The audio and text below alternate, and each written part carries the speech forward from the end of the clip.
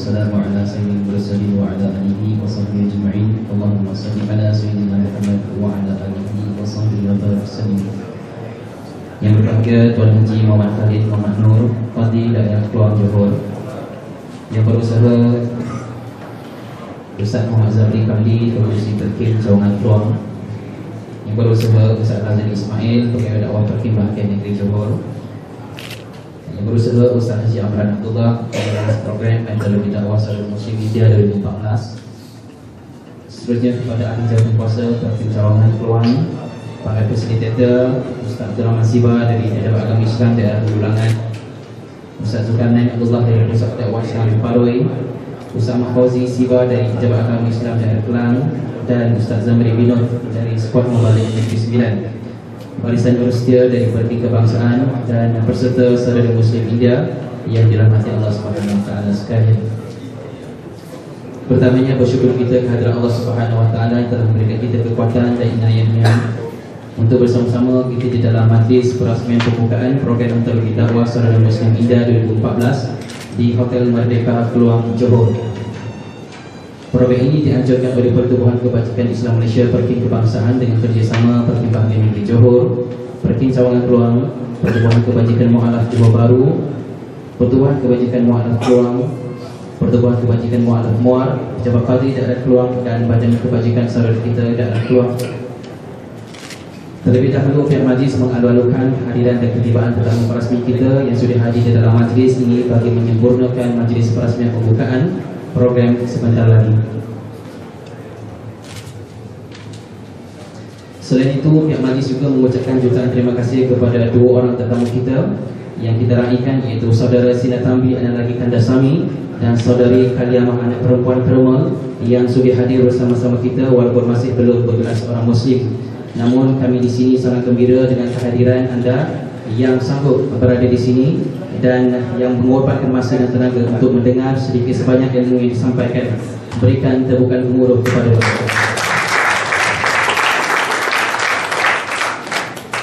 Dan tidak lupa juga kepada semua peserta dan bakal-bakal pendakwah sekalian yang menjadi tonggak utama dalam menjayakan program ini.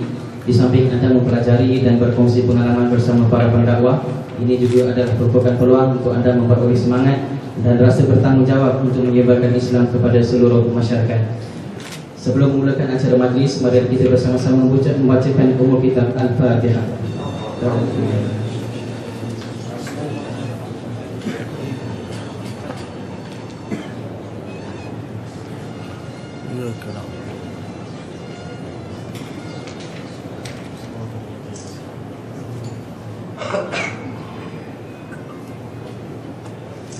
Seterusnya, dengan tanpa membuang masa, pihak majlis dengan terbesar tim jemput yang berbahagia Al-Fadil Ustaz Haji Muhammad Khalid Muhammad Nur, Qadi Daerah Kelang, Qadi Daerah Keluang Johor, untuk menyampaikan ucapan dan seterusnya merasmikan majlis perasmian pembukaan program Metodologi Dakwah Saudara Muslim India 2014. Majlis dengan sebagai hormatnya berpersilakan.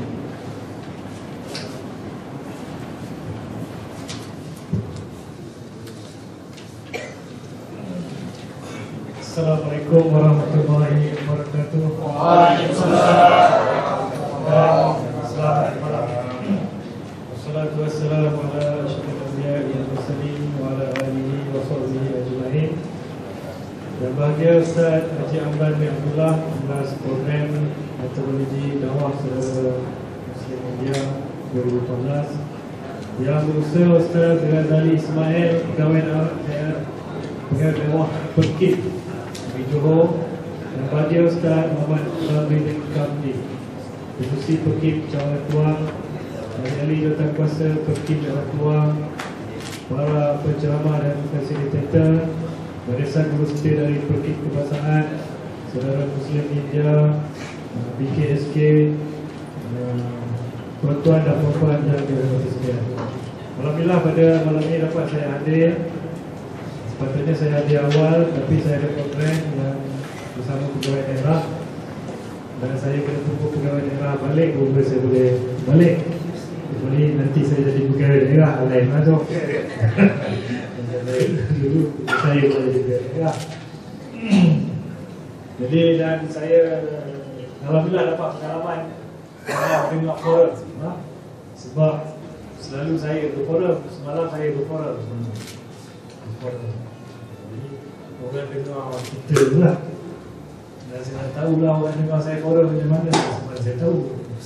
Jadi hari ni saya dengar orang forum kan? Tapi saya dengar separuh je saya faham. Separuh lagi saya agak-agak lah. Saya agak-agak lah. Bila orang ketawa, saya ketawa. Rasa-rasa tu ada lawak. Jadi saya ketawa lah. Jadi alhamdulillah ya, program seperti ini kita lakukan sebegini dah diteruskan ya. Dan saya ucapkan terima kasih kepada Pertim Kebangsaan dan Negeri kerana sudi memilih daerah Keluang untuk membuat program pada kali ini. Dan tuan-tuan ramai yang datang dari luar, Johor Bahru, Batu Pahat, Muar dan negara lain. Dan saya ucapkan tahniah juga kepada rakan kita yang belum lagi beragama Islam tetapi dengan beraninya hadir pada kursus ini untuk mendapat ilmu sebelum masuk Islam ya. Tahniah ya. Dan kalau boleh di ujung kursus ni kita bolehlah syahadah ya. Tapi ini semua bukan paksaan ya. Ini semua masuk Islam ni atas hidayah ya. Dan apabila masuk Islam ini kena ingatlah bukan masuk Melayu. Ini salah anggap ni ya. Sebab tidak ada agama kecuali agama Yahudi saja, agama yang ada bangsa ya. Orang Bani Israel tetapi dia bangsa Yahudi tetapi agama Yahudi sebenarnya agama tetapi dia jadikan bangsa. Cuma Yahudi saja. Islam tak ada. Islam orang Arab tetapi sekarang ni dalam dunia yang paling ramai Islam bukan orang Arab. Saya baru balik daripada Mekah ni. Ada bau-bau Mekah hari ni. Baru 2 minggu balik daripada Mekah ya. Dan kalau kita lihat ramainya orang dekat yang mengerjakan haji itu bukan orang Arab ya. Tapi yang paling ramai yang saya tengok adalah yang pertama orang India. India ni kita tak dapat beza sangatlah. Sama ada dari India, dari Pakistan, dari Bangladesh, Sri Lanka. Kita tak dapat beza sangat. Kecuali kita pergi dekat tengok dia punya name tag daripada Pakistan, India, Bangladesh ya. Tapi itulah yang majoriti itulah ya. 60% lebih itulah majoritinya kalau kita berada di Masjidil Haram ke Masjidil Nabawi ke. Itulah yang paling ramai di dunia. Dan yang sekali nombor satu orang Islam yang paling ramai di dunia bukannya di Arab Saudi, bukannya di Mesir, bukan di Syria, Iran, Iraq, tapi di mana? Iaitu di Nusantara ni, di Indonesia. Orang Islam 200 juta ya. Dan yang kedua tertinggi ialah Pakistan. Pakistan 174 juta. Dan di India 160 juta ya, di India. Dan begitu juga ke China. Saya pernah pergi ke China dengan saudara baru.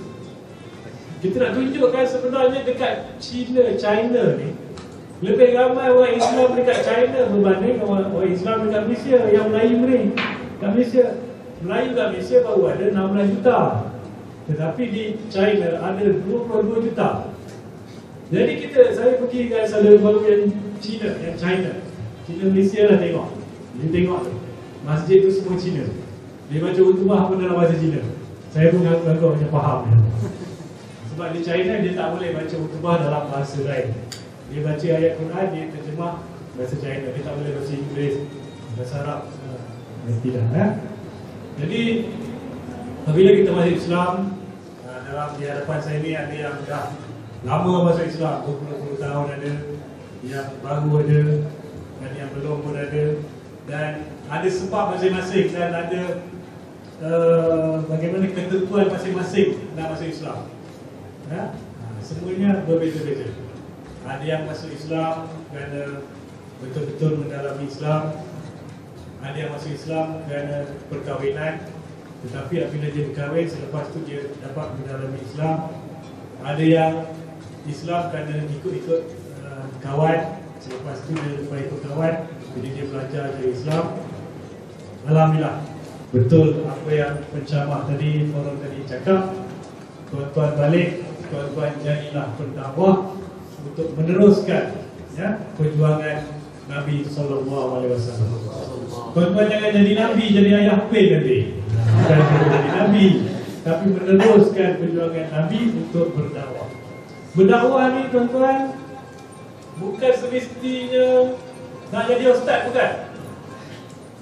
Tetapi kalau nak berceramah dekat masjid, ceramah dekat mana-mana pentas, kenalah ambil tauliah.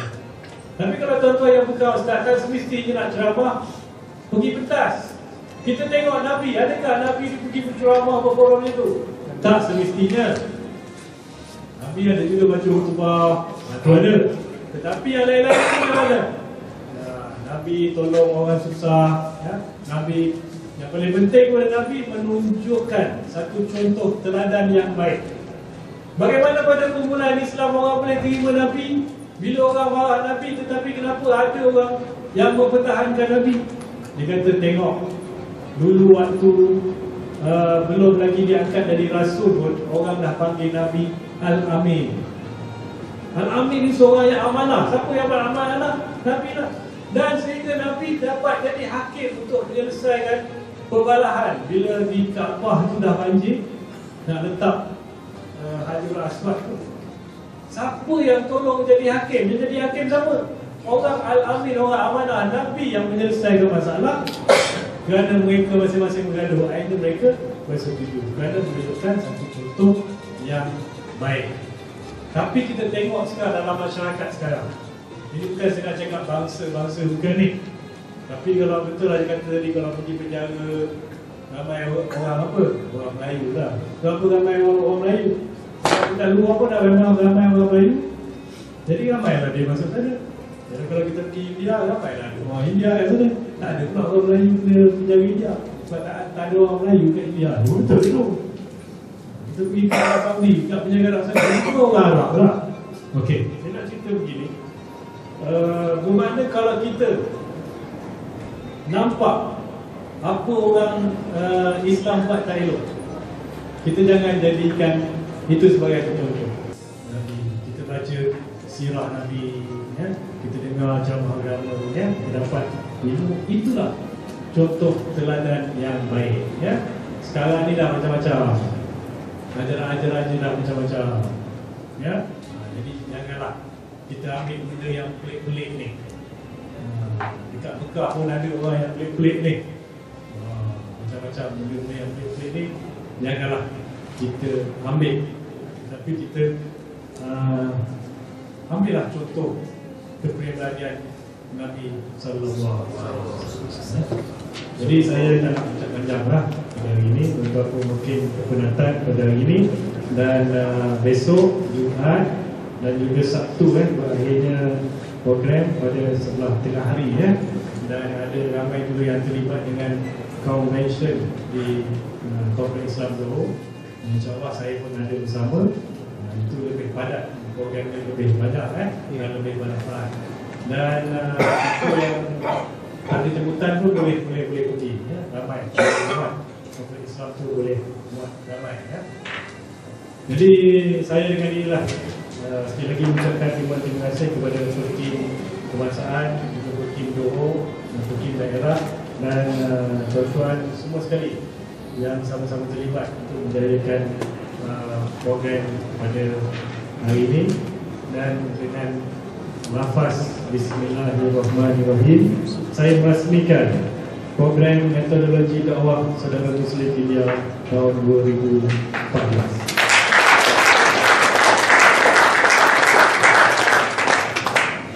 Assalamualaikum warahmatullahi wabarakatuh. Ustaz Azali Ismail, Pegawai Dakwah Perkim Bahagian Negeri Johor, untuk menyampaikan cedera hati kepada tetamu rasmi kita dengan segala hormatnya persilakan.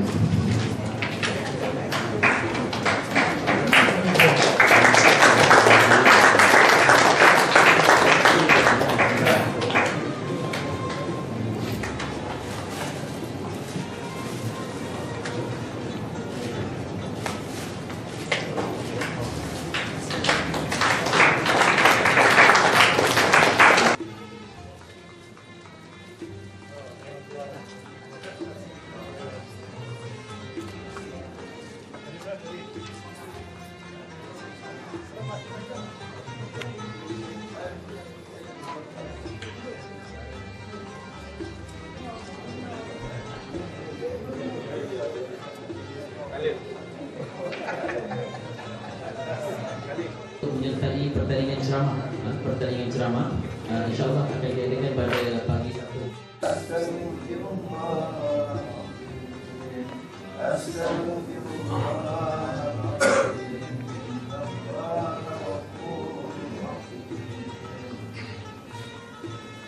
أعوذ بالله من الشيطان الرجيم بسم الله الرحمن الرحيم حمدا الحامدين حمدا الشاكرين حمدا الذاكرين حمدا الذاكرين يا ربنا إنك كما ينبغي لجلال وجهك وعظيم سلطانك اللهم صل صلاة تؤمن وتغفرنا بها من تمنعنا بها أبصار الرايات من جميع الخيرات في الحياة وبعد الممات وعلى آله وصحبه تسليما كثيرا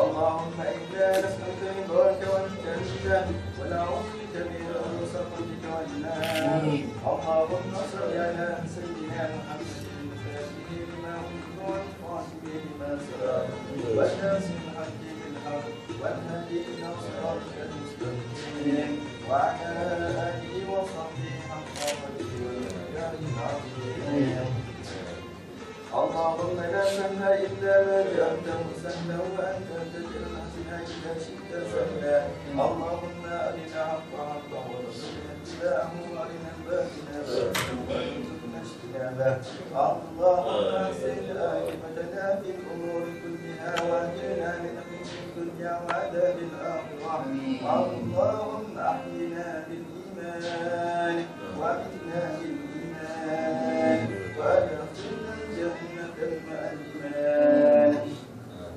اللهم اغفر لنا ذنوبنا ولوالدينا وارحمهم كما ربيانا صغارا اللهم اغفر لنا بحسن الخاتمة ولا تختم علينا يا الله بسوء الخاتمة ربنا لا تزغ قلوبنا بعد إذ هديتنا وهب لنا من لدنك رحمة إنك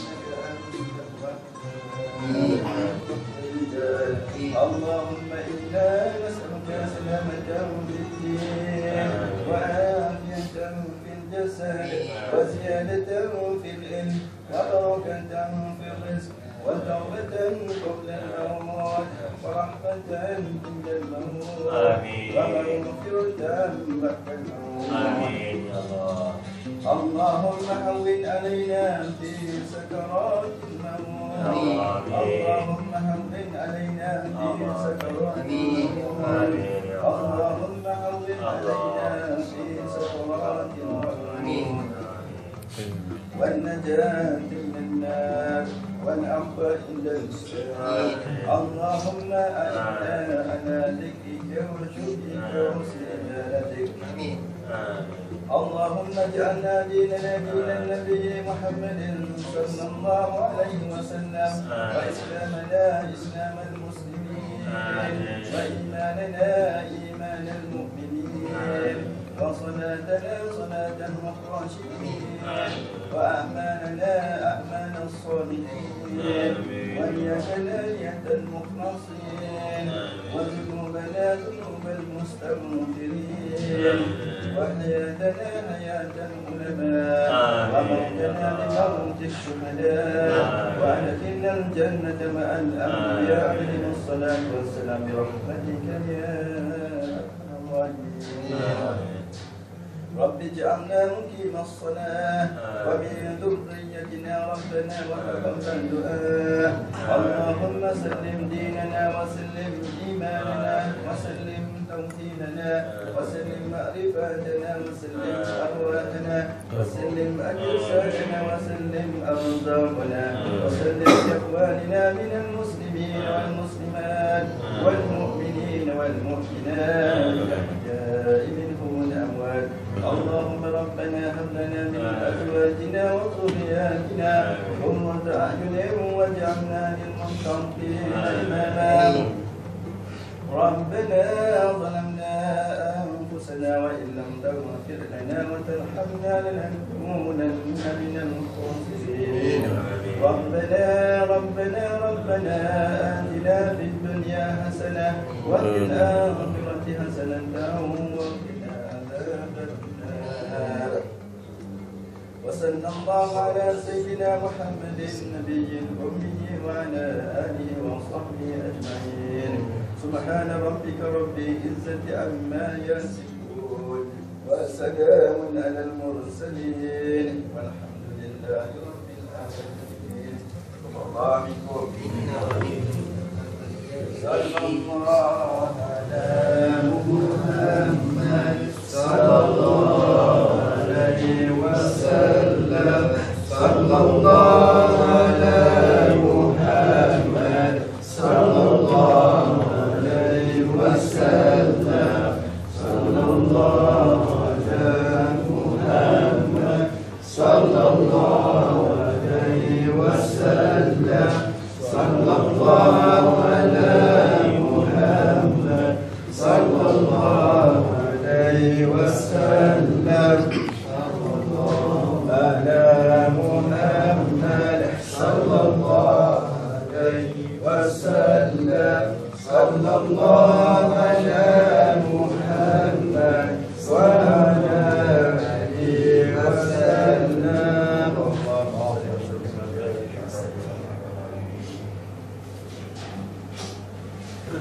Kedua-duanya yaitu Al-Quran dan Sunnah Nabi SAW. Terima kasih kepada pimpinan majlis, sahabat saya, kepada Ustaz Zabri bin Hamdi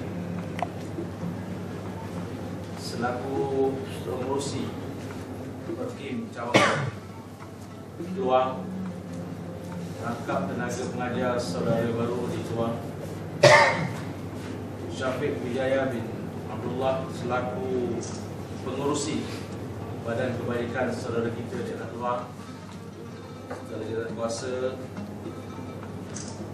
tuan-tuan dan tuan haji, tuan-tuan yang dirahmati dan dikasihi sekalian, mudah-mudahan semuanya beroleh kebaikan dari Allah Subhanahu wa taala insyaallah. Pertama-tama dan selama-lamanya kita panjatkan kesyukuran kita kepada Allah Subhanahu wa taala kerana Allah Subhanahu wa taala memberikan kepada kita nikmat yang paling besar kepada kita sehingga ke hari ini. Dan alhamdulillah, nikmat inilah iaitu nikmat iman dan Islam yang kita ada pada hari ini, yang kita sama-sama nikmati pada hari ini. Mudah-mudahan Allah Subhanahu wa taala mengekalkannya dan kita terus istiqamah. Komitmen kita terus kita berada di dalam ataupun di bawah payung-payung Islam yang diridai oleh Allah Subhanahu wa taala. Saya mengucapkan terima kasih kepada pihak penganjur di atas jemputan dalam sesi kuliah subuh Jumaat di Sayyidul Ayyam ini, di penghulu segala hari pada hari ini. Alhamdulillah. Terima kasih saya dapat berjumpa juga dengan tuan-tuan, saudara kita. Sesungguhnya benarlah firman Allah Subhanahu wa taala, innamal mu'minuna ikhwah wa aslihu baina akhawaykum ila akhir ayat. Sesungguhnya orang-orang yang beriman itu adalah bersaudara. Jadi kita ditautkan oleh satu tautan yang begitu mantap sekali, iaitu ukhuwah, persaudaraan. Sebab itulah indahnya Islam ini, tuan-tuan yang dirahmati Allah Subhanahu wa taala. Apabila kita berada di dalamnya, kita melihat sesungguhnya inilah satu-satunya agama seperti mana Allah katakan inna dina indallahil Islam. Sesungguhnya agama di sisi Allah adalah Islam. Wa may yabtaghi ghairal Islam dinan fala yuqbala minhu wa huwa fil akhirati minal khasirin. Dan barang siapa yang mencari selain daripada Islam, maka sesungguhnya fala yuqbal. Dalam kalimah Arab dia kata bila lan saja. Bila sebut lan, lam nun mati datang lan, dia bermakna li abada, untuk selama-lamanya. Fala yuqbala minhu, maka sesungguhnya Allah tidak menerima daripadanya. Wa huwa fil akhirati minal khasirin, dan di hari akhirat sana nanti mereka tergolong dari golongan orang-orang yang amal. Jadi alhamdulillah kita mengucapkan ataupun bersyukur kepada Allah Subhanahu Wa Taala. Sesungguhnya inilah nikmat yang Allah berikan kepada kita yang begitu besar sekali, iaitu nikmat iman dan Islam yang kita ada pada hari ini yang sama-sama kita nikmati. Jadi pada pagi ini dalam kuliah subuh, dan insya-Allah saya tidak mengambil masa lama. Yang pentingnya walaupun sedikit tapi insya-Allah mudah-mudahan memberikan kesan kepada terutamanya muhasabah juga bagi diri saya dan juga tuan-tuan yang dirahmati Allah Subhanahu Wa Taala. Jadi saya akan bawakan satu hadis pada pagi ini yang bertajuk nikmat kemanisan iman. Nikmat kemanisan iman. Bismillahirrahmanirrahim. An Anas radhiyallahu anhu an Nabi sallallahu alaihi wasallam qala salasun man kunna fihi wajada halawatal iman man kana Allah wa rasuluhu ahabba ilaihi mimma siwahuma wa man ahabba 'abdan la yuhibbuhu illa lillah wa man yakrahu an ya'uda fil kufr ba'da idh anqadhahu Allah kama yakrahu an yulqa fin nar. Rawahul Bukhari. Maksud hadis daripada Anas radhiyallahu anhu dari Nabi sallallahu alaihi wasallam bersabda, ada tiga perkara. Ada tiga perkara, barang siapa melaksanakan ketiga-tiganya, nescaya ia akan mendapat kemanisan iman. Pertama, orang yang cinta kepada Allah dan Rasulnya melebihi daripada cintanya kepada yang lain daripada keduanya. Yang kedua, orang yang mencintai orang lain kerana Allah semata-mata. Dan yang ketiga, orang yang benci untuk kembali kepada kafir setelah Allah melepaskannya daripada belenggu kekafiran, sama dengan bencinya akan dijatuhkan ke dalam neraka. Diriwayatkan oleh Al-Bukhari. Jadi tuan-tuan yang dirahmati Allah Subhanahu Wa Taala, dalam hadis ini Rasulullah sallallahu alaihi wasallam bersabda bahawa terdapat tiga perkara bagi kita mencapai kemanisan iman itu. Yang pertama apa dia? Orang yang mencintai Allah dan Rasulnya lebih daripada segalanya. Jadi apa makna iman? Iman ini bermakna membenarkan dengan hati. At-tasdiq bil qalbi. At-tasdiq bil qalbi. Maknanya membenarkan dengan hati. Ini pertama dikatakan iman. Yang keduanya pengakuan dengan lisan. Al-iqrar bil lisan. Al-iqrar bil lisan. Kita ikrarkan dengan pengakuan dengan lisan. Dan diterjemahkan melalui amalan. Al-amalu bil jawarih. Dan diterjemahkan dengan amalan kita. Maknanya dia serentak. Dia serentak. Hati, lisan dan juga amalan kita. Jadi ini berdasarkan hadis daripada Imam Syafi'i, Malik, Ahmad dan Auza'i, Ishaq dan kebanyakan ulama mazhab salaf. Maknanya kesimpulan takrif ini menegaskan bahawa iman adalah tercipta daripada kesinambungan tiga perkara. Kepercayaan di hati, pengakuan lisan dan mengamalkan dengan segala rukun dan juga perintah daripada Allah Subhanahu Wa Taala. Jadi dengan yang demikian, ketiga-tiga ini maknanya nyatalah, terserlahlah bahawa sesungguhnya orang yang beriman itu hendaklah membuktikannya. Bila dah kata beriman kepada Allah Subhanahu Wa Taala, dia kena membuktikannya dengan amalannya. Kenapa? Kerana amalan inilah yang menunjukkan keimanan kita kepada Allah Subhanahu Wa Taala. Dengan amalan inilah menunjukkan keimanan kita kepada Rasulullah sallallahu alaihi wasallam. Maknanya jika seorang itu dah mengaku beriman tetapi dia tidak beramal ataupun dia enggan beramal, maka imannya hanyalah perasaan dan cita-cita yang dikatakan untuk kepuasan hatinya sahaja.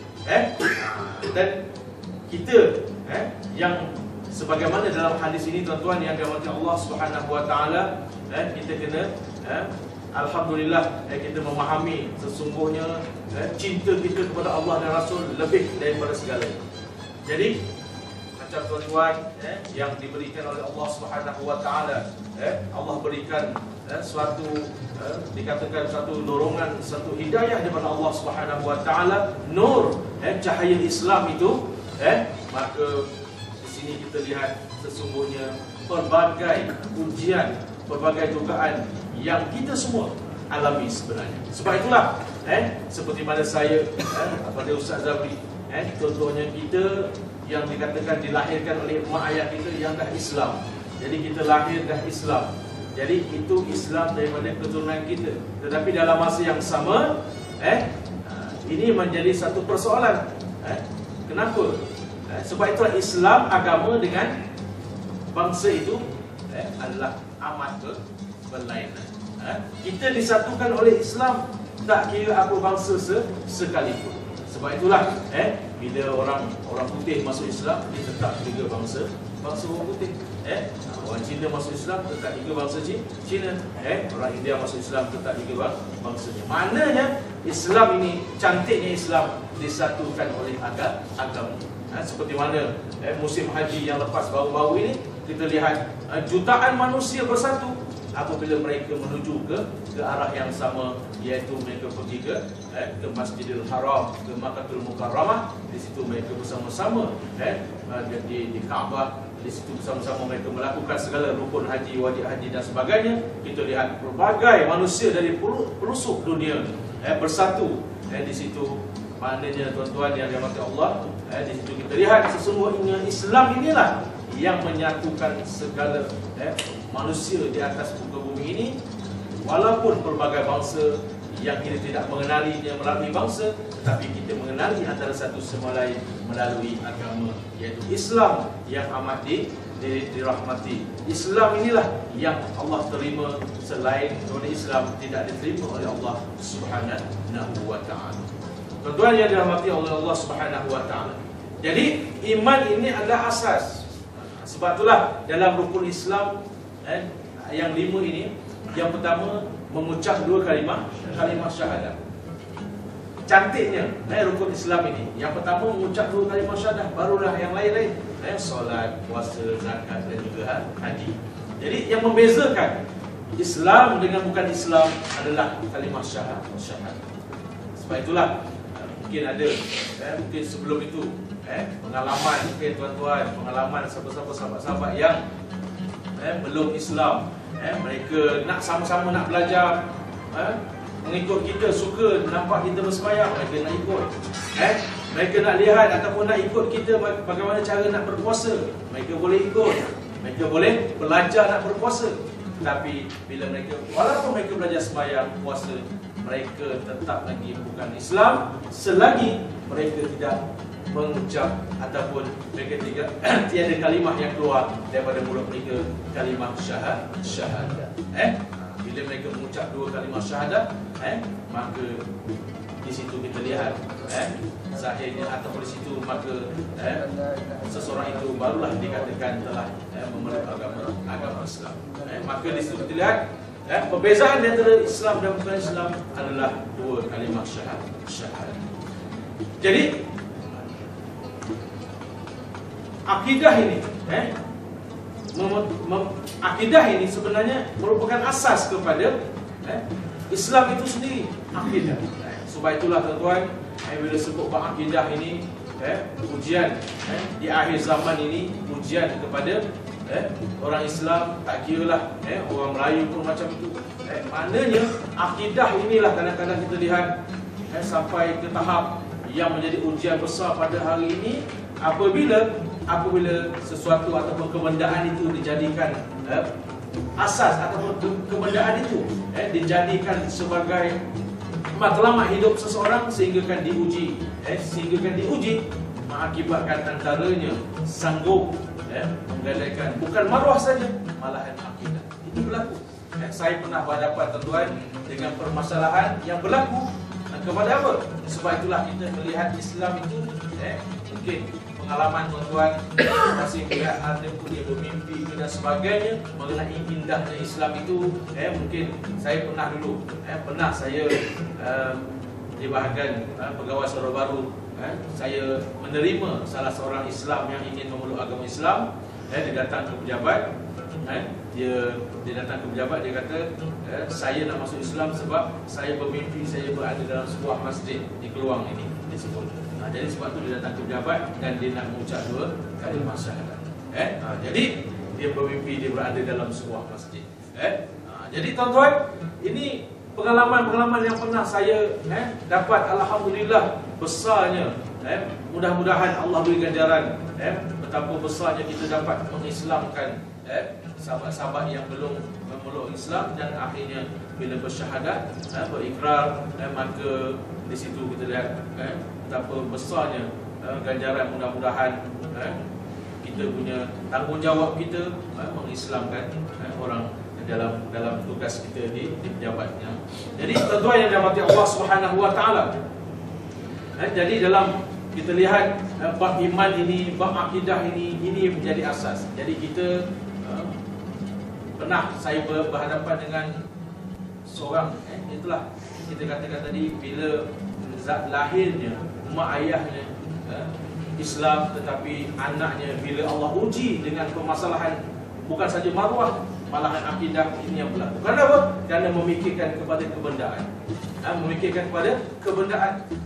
Jadi itulah, bila benda menjadi matlamat, kadang-kadang dipengaruhi oleh orang yang ingin mempengaruhinya, akhirnya terpesona, tergoda, akhirnya sanggup lari daripada keluarga. Kerana apa? Bukan, kalau nak masuk Islam tu, alhamdulillah itu hijrah. Alhamdulillah tuan-tuan, ini masalahnya daripada asalnya Islam, mak ayah Islam, senang cerita orang bangsa Melayu lah. Jadi akhirnya dia mengikut teman lelaki yang bukan Islam, lari daripada keluarga, sehingga kan sanggup nak keluar daripada Islam. Jadi kita kena terpaksa suatu tindakan yang ingin menyelamatkannya daripada kehidupan dia, supaya dia tidak tersesat ataupun dia tidak tersasar daripada akidah. Akhirnya kita bawa dia ke pusat pengumuman akidah di Ulu yang Islam. Jadi kenapa?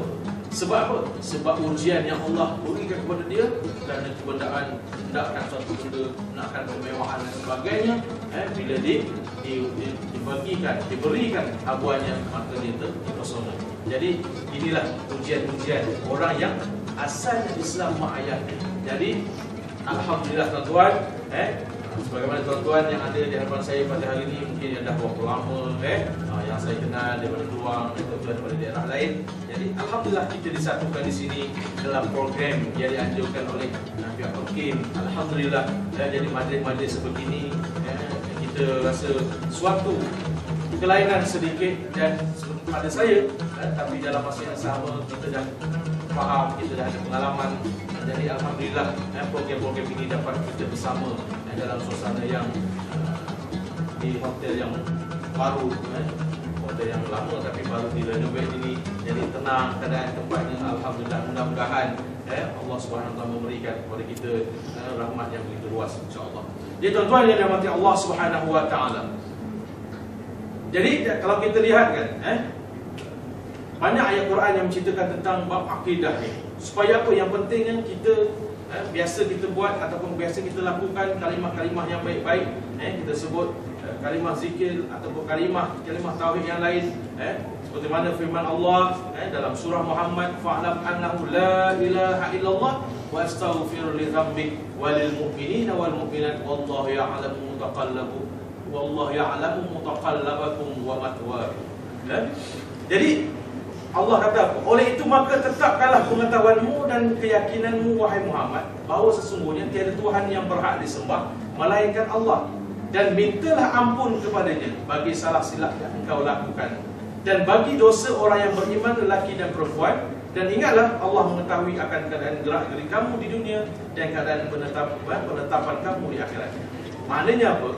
Dalam terjemahan ayat Allah Subhanahu Wa Taala ini, Allah memberitahu melalui Nabi kita Muhammad sallallahu alaihi wasallam, maka sesungguhnya tetapkanlah wahai Muhammad, tetapkanlah pengetahuanmu, keyakinanmu. Maknanya Allah di sini pesanan Allah kepada Nabi sallallahu alaihi wasallam, sesungguhnya tiada Tuhan yang berhak disembah melainkan Allah Subhanahu wa taala.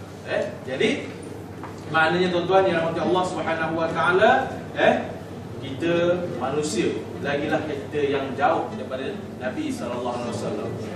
Bagaimanapun kita hari ini tuan-tuan, kita rasa amat bertuah. Kita bersyukur kerana apa? Kerana kita umat Muhammad, umat Nabi Muhammad yang terpilih. Kita adalah orang yang terpilih. Kita bersyukur dan kita bertuah. Kerana apa? Walaupun Nabi sallallahu alaihi wasallam sudah wafat lebih 1400 tahun yang lalu, tetapi tuan-tuan, kita lihat bagaimana kebesaran Allah, mukjizat yang Allah beri kepada Nabi kita Muhammad sallallahu alaihi wasallam, kekal sehingga hari kiamat, iaitu Al-Quran yang kita baca pada hari ini. Itulah mukjizat yang Allah beri kepada Nabi. Kita lihat mukjizat yang Allah beri kepada Nabi kekal sehingga hari ini. Kita boleh menatapi mukjizat tersebut. Apa dia? Al-Quran. Kita membaca Al-Quran.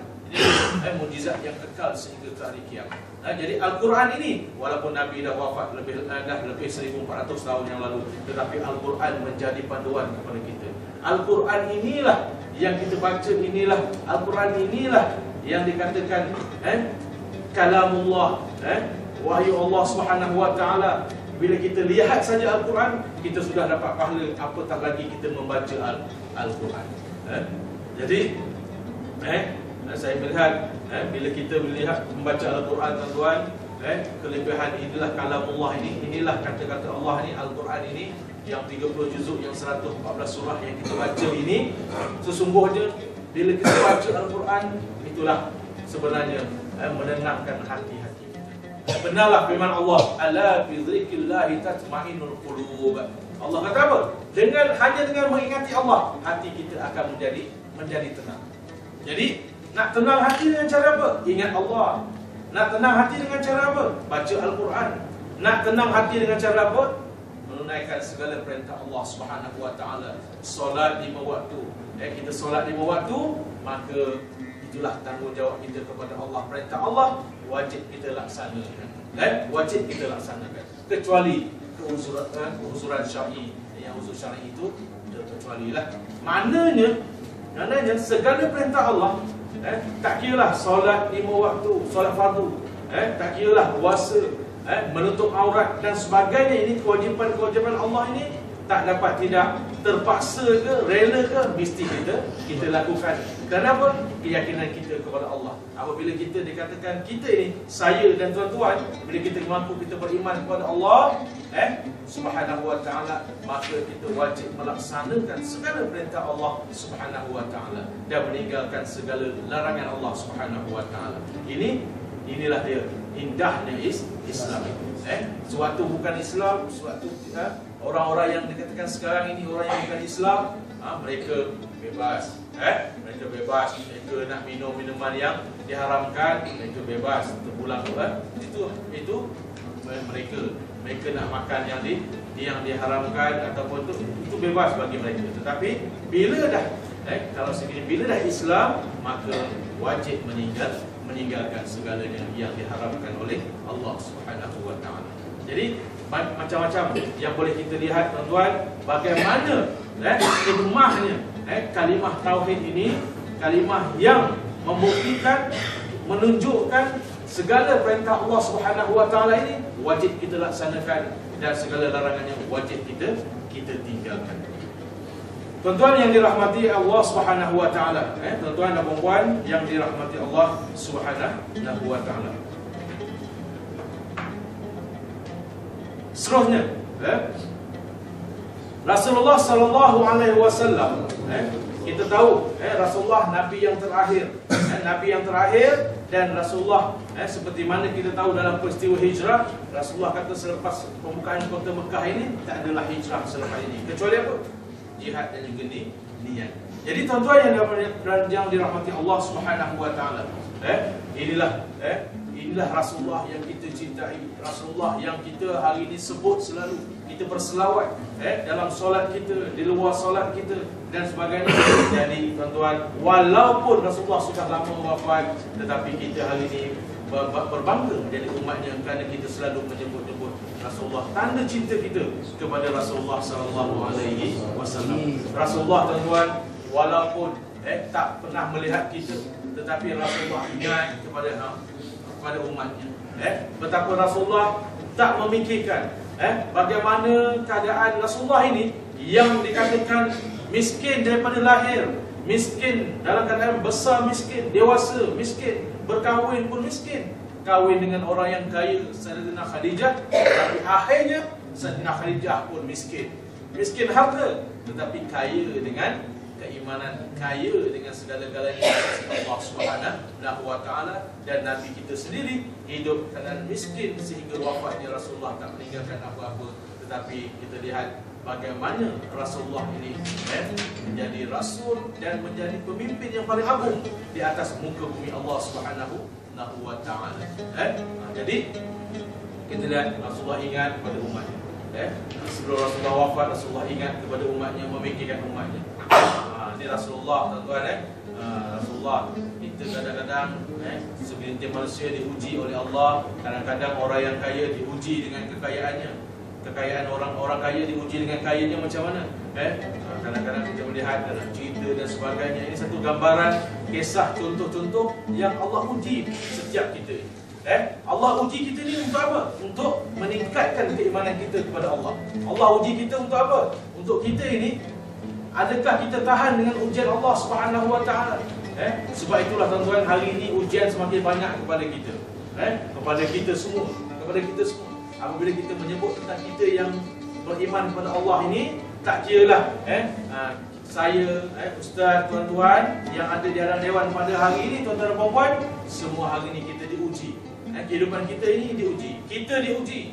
Anak isteri kita diuji. Keluarga kita diuji. Jiran-jiran, masyarakat, umat Islam semua diuji oleh Allah Subhanahu wa taala. Hari ini tuan-tuan dan puan-puan, kita membaca dalam akhbar, kita melihat di kaca televisyen hari ini, di internet dan sebagainya, hari ini macam-macam ujian-ujian yang Allah berikan. Hari ini, utamanya di negara kita hari ini, yang tak pernah jarang berlaku, tak pernah berlaku, dengan puting beliungnya, dengan banjir lumpurnya, dengan bermacam-macam yang kita katakan tidak berlaku sebelum ini, telah berlaku di tempat kita pada hari ini.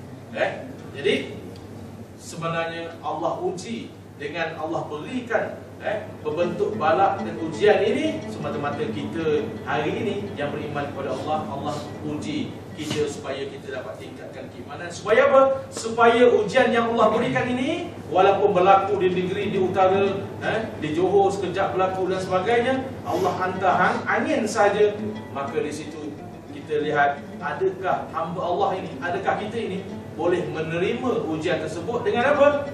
Dengan kita menyedari sesungguhnya adakah sempat untuk ataupun adakah kita Allah ambil nyawa dalam keadaan yang dikatakan keadaan sedang berseronok dengan dunia, ataupun sedang memikirkan, ya Allah, aku ingat kepadamu ya Allah, dalam keadaan ujian tersebut. Kadang-kadang rumah yang rosak sekejap sahaja dan sebagainya. Kita lihat hari ini sedikit demi sedikit Allah uji dan Allah uji. Dengan ujian itu tuan-tuan dan puan-puan yang dirahmati Allah Subhanahu wa taala, kita sentiasalah bagi diri saya dan tuan-tuan dan puan-puan, sentiasalah kita bersama, iaitu apa dia? Kita bersama dengan Allah, dengan erti kata segala perintah Allah jangan kita tinggalkan setelah kita sama-sama menikmati kemanisan iman ini. Iman yang paling besar, nikmat yang kita nikmati pada hari ini. Tuan-tuan yang dirahmati Allah Subhanahu wa taala, ini bermakna kita cinta kepada Allah, kita cinta kepada Rasul, maknanya merupakan asas, basic kita, kepercayaan kita yang tidak boleh berbelah bagi. Maknanya kita yakin kepada perintah Allah, kita yakin kepada Al-Quran. Maknanya kita yakin segala apa yang ada dalam Al-Quran, Allah beritahu macam ini, Allah haramkan benda yang haram tu tetap haram, jangan kita halalkan. Baru ni ada timbul program I want touch a dog. Jadi ini ujian-ujian lagi tuan-tuan dan puan. Ujian lagi. Ujian lagi pada kita. Sedangkan kita yang bermazhab Syafi'i, memang dah jelas anjing al-kalbu wal khinzir, anjing dan babi ini merupakan najis mughal lazah, najis yang berat. Sebab itulah sekarang terpaksalah dibuat satu program untuk apa? Untuk menjedarkan masyarakat haiwan kita ada Al-Quran pula. Sebab apa? Kena buat program-program yang macam gini. Di luar negara tuan-tuan, di luar negara program yang dibuat jauh daripada sentuh anjing. Jangan kamu menyentuh anjing. Kita buat orang di tempat kita ini, marilah kita menyentuh anjing.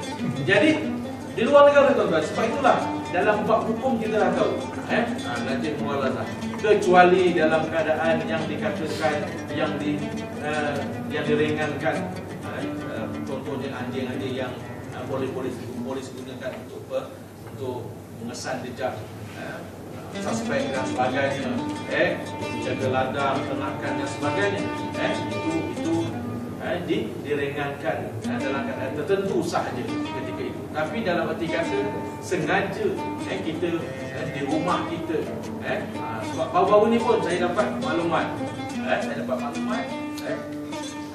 bukan orang lain, saya dapat maklumat orang Melayu lah, istilahnya Melayu lah, dia bela anjing di rumah. Maknanya tuan-tuan, bila kita istilahkan ini di rumah, kita bela di rumah, ini tidak dibolehkan. Kenapa? Kerana ini sebagai kita jaga sebagai pemeliharaan kita di rumah, dan menyebabkan banyak unsur akan berlaku di situ yang negatif. Di situ kita lihat isu Islam, kita tahu bila adanya macam kita menyentuh dengan dia punya lidah. Anjing ni tuan-tuan sentiasa lidahnya terjelik, lidahnya terjelik sentiasa. Dia lapar, dia rasa apa, semua dia kenyangkan, lidah dia tetap terjelik. Sebab itulah kajian di barat mengatakan lidah anjing ni ada unsur-unsur virus yang sukar antara untuk sebab itulah itu kajian dari segi saintifik. Dari segi Islam ni kita dah tahu, bila kita sengaja nak memegang, nak memeluk, jadikan seolah-olah macam haiwan pemeliharaan seperti kucing. Jadi itulah yang menyebabkan hari ini orang yang berfikiran dikatakan liberal, orang yang memikirkan hukum ni, hukum dalam Islam ni melalui akal dia, bukan dia cari dari segi hukum ini dia dapatkan daripada nafal ataupun daripada Al-Quran dan juga sunnah Nabi dan juga ijma' ulama dan juga qiyas. Sebab apa? Sebab memikirkan hukum ini yang berkaitan dengan hukum melalui akal. Sebab itulah kita dalam bab hukum Allah ni, dalam bab perintah Allah, dalam bab Al-Quran dan sebagainya, dan jangan kita memikirkan melalui akal kita mesti bersandarkan kepada Al-Quran. Segala apa-apa nakkan bukti dan pemujaan yang kuat mesti pertama bersandarkan kepada Al-Quran yang berkaitan dengan hukum hakam Allah Subhanahu wa ta'ala. Jadi apabila bab fiqh ini diambil ringan, kadang-kadang sampai tahap keluar mulut seolah-olah merendah-rendahkan hukum fiqh, boleh membawa kepada permasalahan akidah. Itu yang permasalahan yang berlaku pada hari ini. Tuan-tuan dan puan-puan yang dirahmati Allah Subhanahu wa ta'ala. Yang pertama tadi. Yang kedua, seseorang yang mengasihi saudaranya, yang pertama tadi mengasihi Allah dan juga Rasul, mencintai Allah dan Rasul lebih daripada segala-galanya. Yang kedua, seseorang yang mengasihi saudaranya dengan hati yang ikhlas semata-mata kerana Allah Subhanahu wa ta'ala. Seorang yang mengasihi saudaranya dengan hati yang ikhlas semata-mata kerana Allah Subhanahu wa ta'ala. Kita tahu tuan-tuan dan puan-puan, Islam ini agama persaudaraan. Islam ini agama persaudaraan. Cantiknya Islam ini. Islam tak kata Islam ni untuk Melayu saja, tidak. Sebab itulah Allah putuskan Nabi SAW, wa ma arsalnaka illa rahmatan lil alamin. Allah kata, dan tidak aku utuskan engkau wahai Muhammad kecuali memberikan rahmat kepada seluruh alam. Sebab itulah tuan-tuan, cantiknya kedudukan geografi Mekah ini. Mekah ini terletak di tengah-tengah, dalam blok. Kalau kita ada blok dulu kita tengok blok di tengah-tengah, pusatnya adalah Mekah. Sebab itulah Islam bermula di Mekah dan tersebar ke seluruh dunia. Cantiknya kita lihat dalam geografi pun, di situ kita lihat Mekah ini terletak di pusat tengah-tengah dunia, dan di situlah mula tersebarnya Islam. Jadi Islam, adakah Islam untuk orang Mekah saja? Tidak. Sebab Sebab itulah Rasulullah walaupun lahir di Mekah, tetapi Rasulullah akhirnya Allah wafatkan Rasulullah, makam Rasulullah di Madinah. Sebab itulah Islam ini tersebar dengan hijrah. Cantiknya Islam ini tersebar dengan hijrah. Hijrah semata-mata untuk apa? Hijrah Rasul sallallahu alaihi wasallam bersama dengan sahabat semata-mata untuk apa? Semata-mata untuk membawakan ketika itu manusia daripada keadaan yang gelap, zulumat ila nur, kepada cahaya. Apa dia cahaya? Cahaya itulah adalah Islam. Rasulullah ditawarkan dengan beberapa jawatan yang besar. Rasulullah dah boleh jadi imam di Mekah, tetapi Rasulullah SAW bukan memikirkan tentang jawatan, bukan pangkat, bukan kemewahan. Kalau Rasulullah nak pangkat, kemewahan dan juga jawatan yang tinggi dan besar, Rasulullah tidak perlu berhijrah daripada Mekah ke Madinah. Tetapi Rasulullah memikirkan tentang umat. Rasulullah nak membetulkan akidah daripada zulmat ila nur, daripada jahiliah kepada Islam. Itulah hijrahnya. Bagaimana nak Rasulullah berusaha dengan para sahabat ketika itu untuk memastikan ketika itu kaum Quraisy dan juga saudara mara dan sebagainya boleh menyatakan kalimah thayyibah, kalimah syahadat. Asyhadu an la ilaha illallah wa asyhadu anna Muhammadar Rasulullah. Ini kalimah inilah yang menjadi ujian sebenarnya. Ujian bukan pada hari ini, ujian sejak dahulu lagi. Kita lihat bagaimana pengorbanan nabi-nabi dan rasul-rasul sebelum Rasulullah SAW sendiri. Sejak daripada Nabi Adam, ujian Nabi Adam, ujian Nabi Adam, Idris, Nuh, Hud, Salih dan sebagainya, Ibrahim dan sebagainya, semua nabi-nabi dan rasul-rasul Allah uji. Bagaimana kita yang hari ini jauh kita dengan nabi-nabi dan rasul-rasul, tetapi ujian kita pada hari ini berbentuk apa? Ujian hari ini Allah uji dengan pelbagai ujian yang kita takut, ujian yang berkaitan dengan akidah. Kita takut, na'udzubillah min zalik. Sebab itulah jangan diterbalikkan akidah kita.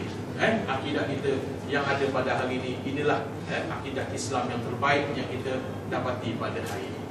Tuan-tuan dan puan yang dirahmati Allah Subhanahu wa taala. Sebab itulah bila Islam ini agama persaudaraan, maka wujudnya perpaduan.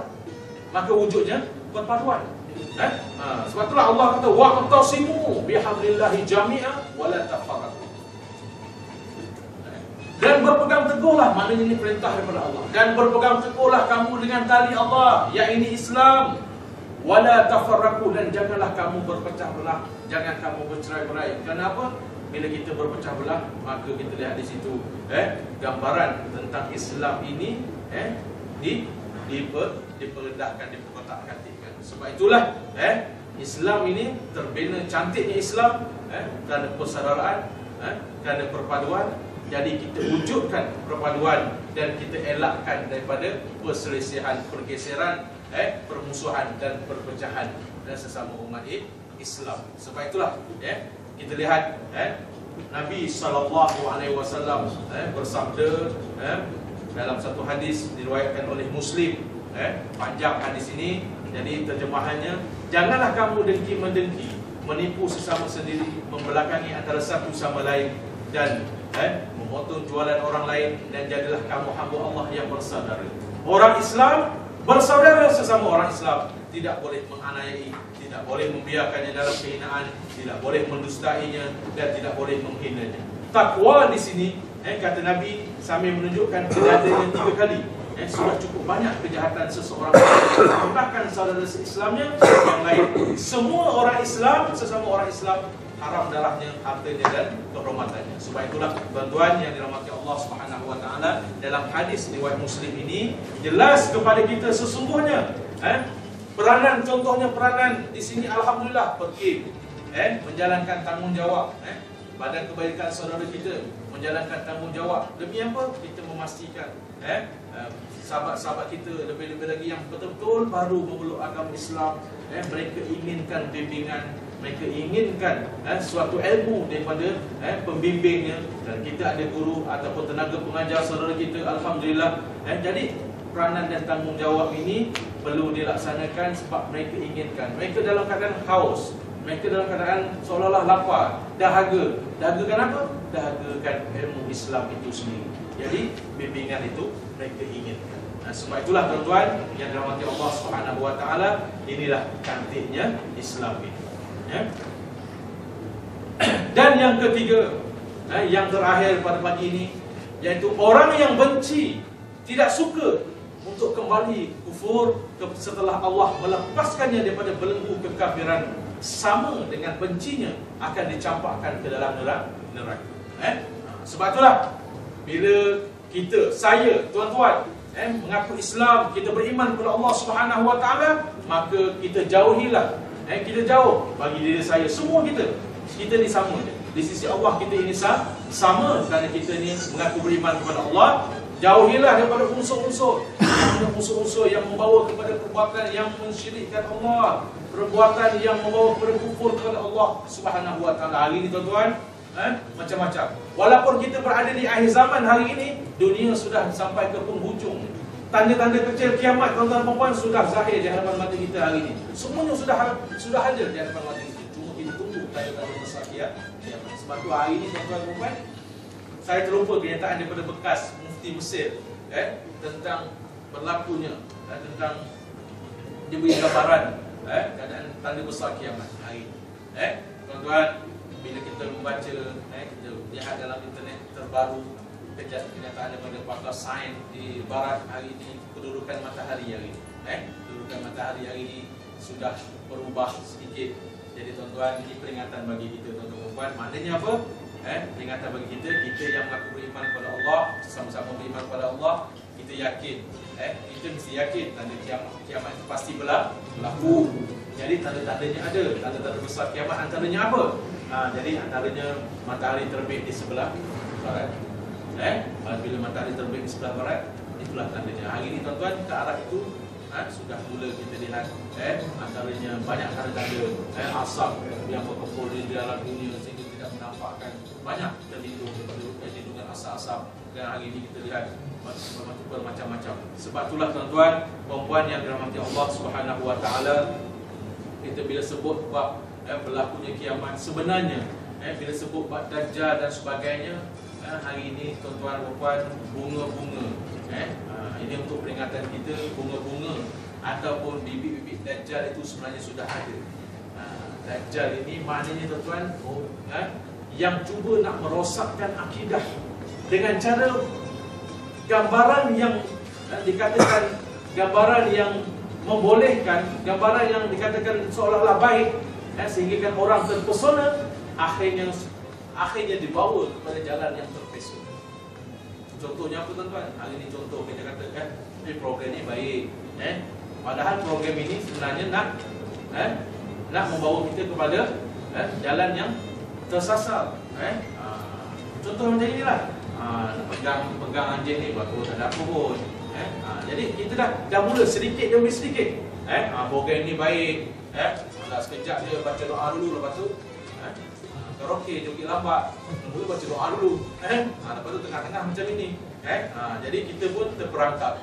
Dengar baik program ni, rupanya di tengah, di ujung itu punya yang berlaku. Kemuncaknya itu yang berlaku. Sedikit demi sedikit nak membawa daripada menampakkan awalnya seolah-olah baik, tetapi pertengahan dan akhirnya membawa kita ke jalan yang tersasar, terpesona. Jadi inilah dikatakan bunga-bunga mula nak memesongkan orang umat Islam hari ini dengan pelbagai cara. Sebab itulah tuan-tuan dan puan, kita ingat sesungguhnya dalam bab kita takut hari ini. Kita takut apa? Bukan takut macam mana pun. Ini satu peringatan inzar bagi kita, peringatan supaya tuan-tuan dan puan, kita walaupun kita berada di zon yang selesa, contohnya kita berada di negara kita pada hari ini, tetapi kita kena ingat dalam masa yang sama kita takut satu yang dikatakan Ghazwatul Fikriyah. Kita tidak berada dalam kelompok ataupun zon Ghazwatul Jundiyah, peperangan tentera seperti mana yang berlaku di Palestin pada hari ini. Betapa ramai umat Palestin hari ini, hari-hari dibunuh, ditembak dan sebagainya. Tak kira baby ke bayi ke anak kecil, dewasa, orang tua, perempuan dan sebagainya. Dan walaupun di sana mereka berhadapan dengan peluru, umat Islam di sana berhadapan dengan Ghazwatul Jundiyah. Kita di sini walaupun kita rasa selesa tidak berhadapan dengan peperangan tentera, tapi kita takut kita berhadapan dengan satu lagi Ghazwatul Fikriyah, peperangan pemikiran. Sebab itulah bila sebut pemikiran ini tuan-tuan dan puan-puan, ini yang kita amat kita perlu berhati-hati, kerana cara halus masuk melalui pemikiran. Yang ini yang kita rasa kita amat takut pada hari ini. Bila masuk melalui pemikiran yang dikatakan Ghazwatul Fikriyah ini menyebabkan hari ini kita lihat, kalau tidak berlaku kepada kita, maknanya berlaku kepada anak-anak generasi muda pada hari ini. Mereka terpesona, mereka tak perlu pun diajak berperang, tetapi mereka sudah diperangi melalui pemikiran. Hari ini budaya-budaya kita lihat, budaya-budaya Yahudi Nasrani masuk ke dalam ke tempat kita pada hari ini. Ke tempat kita pada hari ini macam-macam, melalui hiburan, melalui pakaian, melalui sukan dan sebagainya. Ini yang kita amat takut. Sebab itulah Islam tidak menyekat ini semua. Islam tidak menyekat hiburan, Islam tidak menyekat sukan, Islam tidak menyekat apa saja, tetapi mestilah mengikut syariat Islam. Nak bersukan tak ada masalah, nak melihat tubuh badan tak ada masalah, bersukan yang penting menutup aurat. Itu cantiknya Islam. Islam tidak menyekat. Islam tidak menyekat hiburan, tapi hiburan yang bagaimana yang menepati kehendak Islam itu. Dengan kata seni katanya, dengan keadaannya, siapa yang mengalurkan lagu dan sebagainya, bagaimana kedudukan audiens, penonton dan sebagainya. Jadi Islam dah atur sangat cantik. Jadi tuan-tuan dan puan-puan yang dirahmati Allah Subhanahu wa taala. Hari ini kita lihat macam-macam tuan-tuan dan puan hari ini dengan masyarakat hari ini, tetapi kita jangan melihat kepada, sebab itulah Islam ini bukan terletak, bukan hak milik satu bangsa itu. Macam kita kata orang Melayu hidup dalam keadaan Islam sejak keturunan mak ayah, tetapi kita lihat hari ini mukanya Melayu, muka orang Jawa, tapi rambut nak ikut macam Mak Saleh, rambut di color dan sebagainya. Yang lelakinya memakai lantai, memakai anting-anting, yang perempuannya macam tu, macam-macam. Yang perempuannya yang 17 tahun pakai baju adiknya yang 7 tahun. Jadi apa yang nampak tu pusat, bukan pusat Islam, pusat dia.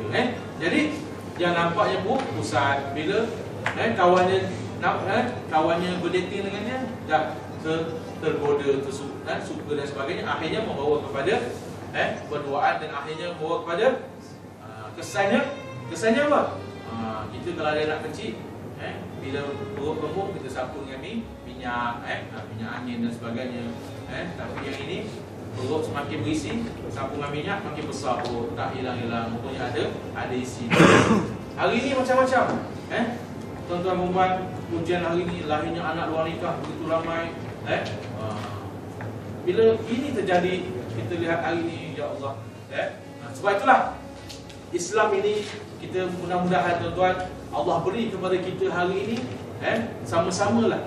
Bila bab hukum, bila bab perintah Allah, bila bab pengharaman, larangan daripada Allah, kita bertanya kepada orang yang lebih tahu. Mudah-mudahan ilmu Allah ini kita sama-sama dapat memanfaatkan untuk kita, untuk anak isteri kita, untuk keluarga kita, dan untuk masyarakat seluruhnya. Jadi akhirnya pada pagi ini tuan-tuan yang dirahmati Allah Subhanahu wa taala, firman Allah Subhanahu wa taala, innallaha la yaghfiru an yushraka bih wa yaghfiru ma duna dzalika liman yasha wa man yusyrik billahi faqad iftara ithman 'azima. Dalam surah An-Nisa ayat 48, Allah berfirman, sesungguhnya Allah tidak akan mengampunkan dosa orang yang syirik, iaitu mempersekutukan Allah dengan sesuatu, dan akan mengampunkan dosa yang lain daripada itu bagi sesiapa yang dikehendaki oleh Allah menurut aturan syariatnya. Dan sesiapa mempersekutukan Allah dengan sesuatu yang lain, maka sesungguhnya dia telah melakukan dosa besar. Jadi kita hari ini tuan-tuan dan puan, alhamdulillah sekali lagi Allah beri kepada kita nikmat yang paling besar, nikmat iman dan Islam. Jadi kita jaga nikmat itu bagi diri saya dan bagi tuan-tuan dan puan kita ini sama. Kita jaga nikmat iman dan Islam ini. Kenapa? Ini adalah asas ataupun ini yang membezakan di antara orang Islam dengan orang bukan Islam. Sebab itulah selagi orang kafir ini orang yang ingkar, itu disebut kafir. orang yang ingkar kepada perintah Allah, orang tidak melaksanakan perintah Allah. Jadi selagi tak melaksanakan perintah Allah, dikatakan ingkar ini, jadi mereka belum beriman. Jadi bila beriman kepada Allah, maka inilah asalnya yang membezakannya. Iman dan Islam inilah yang membezakan di antara orang Islam dan juga orang bukan Islam. Jadi tuan-tuan dan puan Allah Subhanahu Wa Taala, dengan siri kuliah cukup pada pagi ini dengan bertajuk kemanisan ataupun nikmat kemanisan iman ini yang kita bagikan kepada tiga. Yang pertama, tanda-tanda orang yang ataupun terdapat tiga perkara bagi mencapai kemanisan iman. Yang pertama, orang yang mencintai Allah dan Rasul lebih daripada segalanya. Yang kedua, apa dia?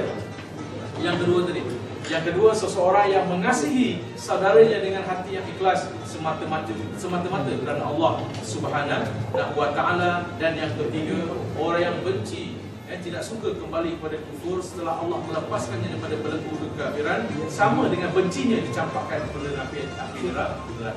Jadi kita semua mendoakan, semoga kita, ahli keluarga kita semua, kita doakan. Jadi yang sudah menerima hidayah, alhamdulillah. Yang belum menerima hidayah, tuan-tuan, ini usaha kita. Tetapi kita kena ingat, kita berusaha, kita berikhtiar, tetapi Allah yang menentukan. Jadi kita doakan sama-sama agar kita masuk ke dalam syurga Allah Subhanahu Wa Taala dan Allah jauhkan daripada api neraka. Jadi tuan-tuan dan puan Allah Subhanahu Wa Taala, saya rasa setakat ini saja. Mudah-mudahan dalam kuliah, walaupun kita anggap sebagai suatu kita setengah santai dan bersahaja, tetapi poinnya untuk saya, untuk tuan-tuan dan puan, dapat kita amalkan dalam kehidupan kita sebenarnya. Kita amalkan dalam kehidupan seharian kita, insya-Allah. Selagi itulah, selagi Allah masih lagi memberikan kita apa dia? Nikmat, kita boleh lagi menghirup udara Allah.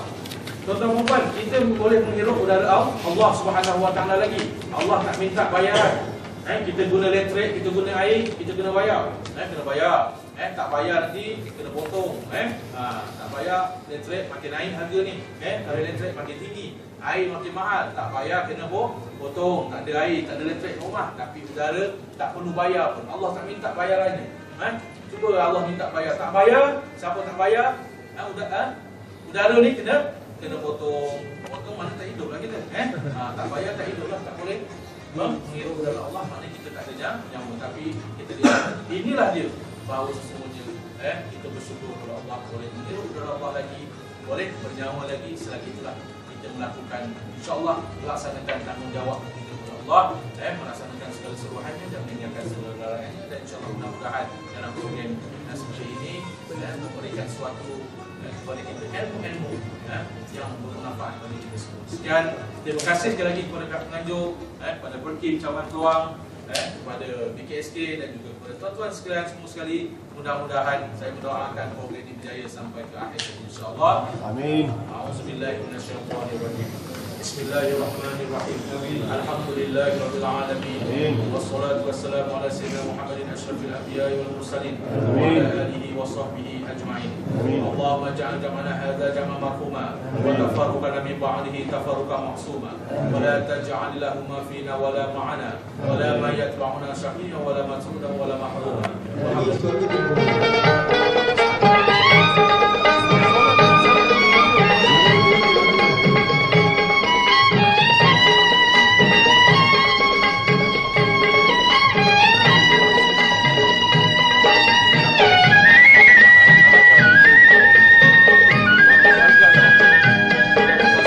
அப்துல்லாவின் செல்வர் நபி, ஆமினாவின் பாலர் நபி, அப்துல் முத்தலீப் பேரர் நபி, அபு தாலிபின் சீலர் நபி. வானோர் வாழ்த்த வந்த நபி, வையம் போற்றும் சிந்தை நபி, தீனோர் செல்வம் தந்த நபி, திகழும் உலகின் சொந்த நபி. வல்லானிடத்தே கற்ற நபி, வற்றா ஊற்றை பெற்ற நபி. வல்லானிடத்தே கற்ற நபி, வற்றா ஊற்றை பெற்ற நபி. நல்லார் அன்பை பற்றும் நபி, நலமாம் அனைத்தும் உற்ற நபி.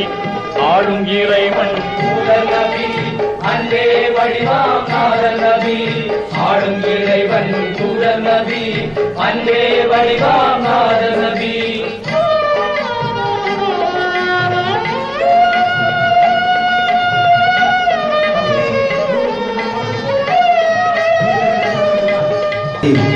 Assalamualaikum warahmatullahi wabarakatuh.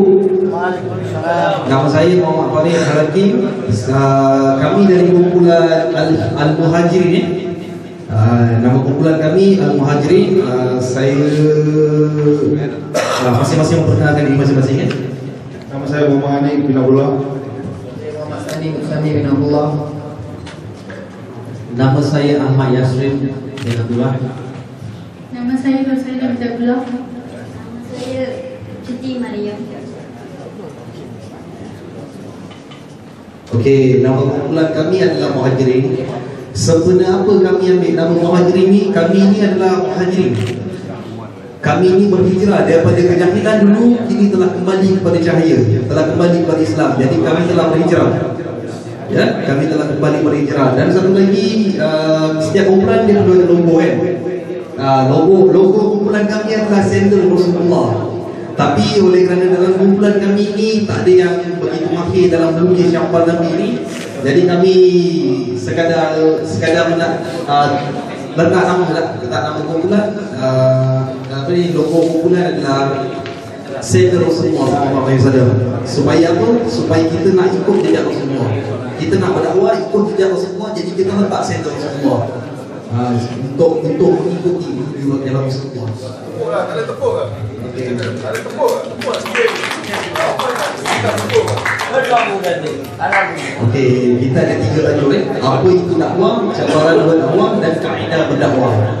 Okey, apa itu dakwah? Okey, dakwah dalam perbincangan dan pandangan daripada kumpulan kami itulah menyampaikan kebenaran kepada saudara-saudara kita dalam kalangan saudara-saudara kita yang belum Islam ataupun yang telah pun Islam.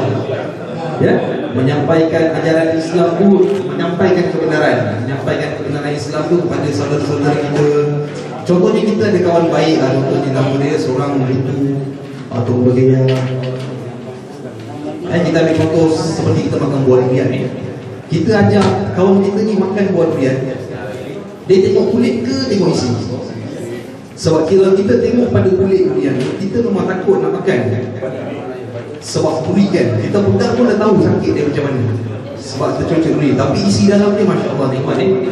Manis kan? Isi dalam dia itulah dakwah. Sebab macam itulah Islam. Kita tak nak orang pandang, ya, orang pandang daripada segi luaran. Kita nak orang tahu apa itu isi dalam durian. Contoh macam tu. Dan satu lagi, kita bila kita kawan baik kita ni, kita sebenarnya nak masuk syurga. Tujuan kita adalah jannah. Okey, brother. Kita bagi satu kumpulan 4 minit sahaja. Okey.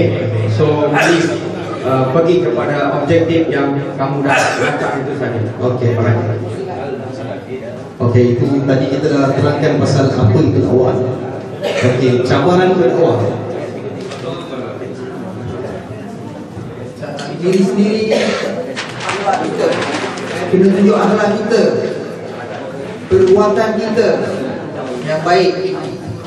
Orang buta pun kita buat baik, orang pun kenal kita itu siapa. Itulah. Kalau subuh, contohnya subuh nak tidur azan bunyi pun sekejap nak tidur, sekejap lagi tidur. Syaitan dia nafsu. Kalau boleh kita siap untuk subuh. Dia bunyi tak dia tu. Ada statik. Apa yang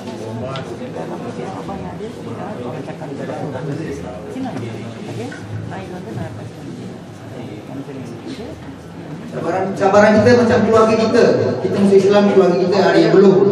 Jadi kita kena tunjuk akhlak kita baik, cara kita Islam baik, supaya kita tarik keluarga kita ke dalam yang benar Islam.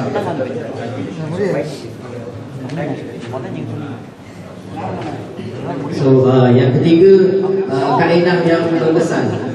So kaedah yang berkesan tu jangan putus asa, buat dakwah kerana Allah dan menunjukkan akhlak yang baik, dan hijrah dari buruk kepada yang baik dan benar. Itu saja. Saya nak terus. You tengok dakwah ni, kadang-kadang you tengok kumpulan tabligh dia tinggalkan isteri, anak selama 3 bulan pergi dakwah dari satu kampung, bawa pek, masak macam tak. Bukan macam kita makan kita yang ada, itu yang dimakan, bubur ke nasi biasa. So itu satu-satu contoh je kumpulan-kumpulan macam ini. Dia sanggup korban anak, tinggalkan anak dia berdakwah. Sebab itu kita di sini pun nak berkembangkan ilmu. Sebab itu kita mesti berdakwah. Itu yang pandangan saya. Assalamualaikum. Okey, tahniah kumpulan apa nama? Muhajirin. InsyaAllah diajar kita hijrah bersama dengan Nabi kita baginda Rasulullah. Amin ya rabbal alamin. Tahniah. Nama saya Syarif bin Abdullah daripada kumpulan Ahli Islam. Logo kita bulan dan bintang. Saya ini akan sampaikan oleh Muhammad seterusnya. Assalamualaikum. So di sini kumpulan Islam definisi dakwah. Apa maksud dakwah? Dakwah adalah kita mengenal diri kita dan menyampaikan maksud.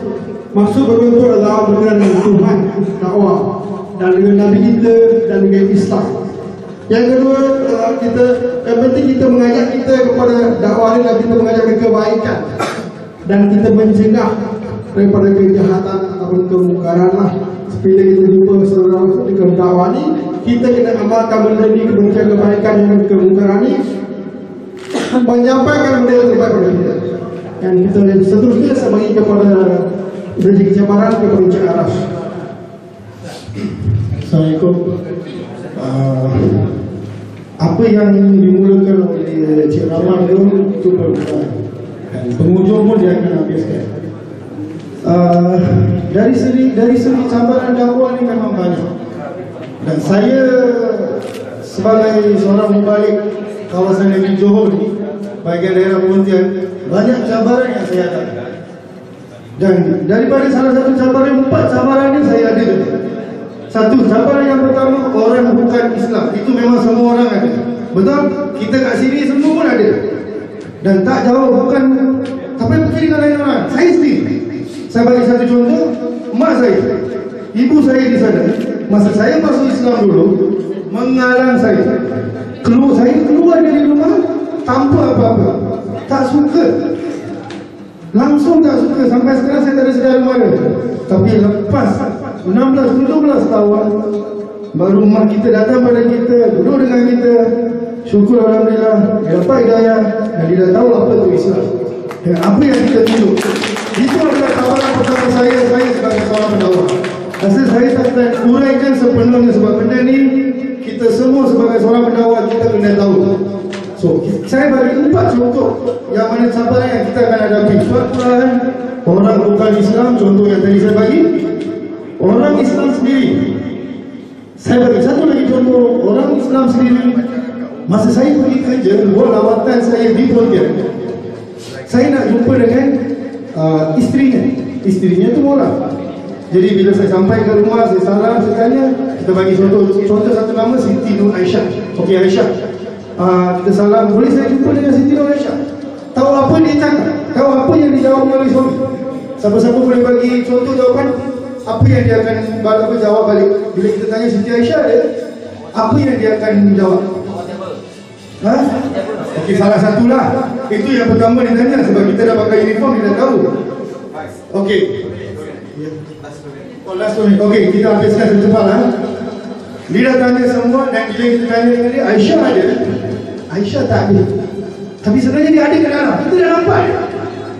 So dari situ sambaran kita memang betul-betul hebat. Sebagai seorang pendakwah itu memang hebat. Dan takkan kita nak marah dia, kita sabar. Itu salah satu cabaran. Dan mualaf sendiri rasa banyak. Kita mualaf sendiri ada masa bila kita nak berdakwah, kita mualaf sendiri pun ada masa susah juga. Tamil dah சொல்லுவாங்க உனக்கு என்ன தெரியும், நீ இப்பதான் இஸ்லாம்ல போங்க, உனக்கு இஸ்லாம் பத்தி என்ன தெரியும்? ஆமா கேட்பாங்க, கண்டிப்பா கேட்பாங்க. தீனி sendiri இந்த மூணாவது முஆலஃப் கேட்கணும். நம்ம எல்லாம் தெரிஞ்சுதான் போகணும். தெரியாம உனக்கு இஸ்லாம் பத்தி தெரியாம போயிட்டு உனக்கு இஸ்லாம் இது இஸ்லாம்னா எதுன்னு சொல்றாங்க, அவன் கேட்க கேள்வி நம்ம ஒன்றும் பேச முடியும். ஆமா இல்லையா? அதனால நம்ம முழுமையா இருக்கணும். நம்ம முழுமையா இருந்தா நம்ம போய் விளையாட்டு பேச முடியும். நம்ம அறவையா இருந்தா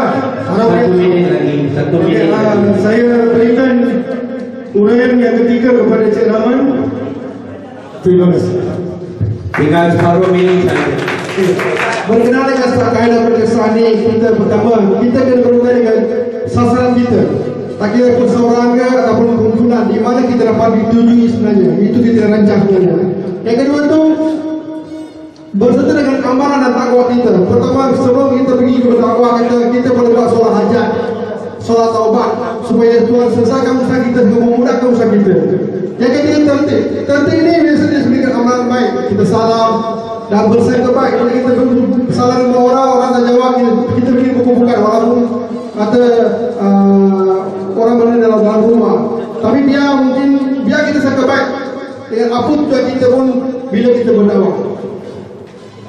Okay, thank you very much. Al-Islam, hidup Islam.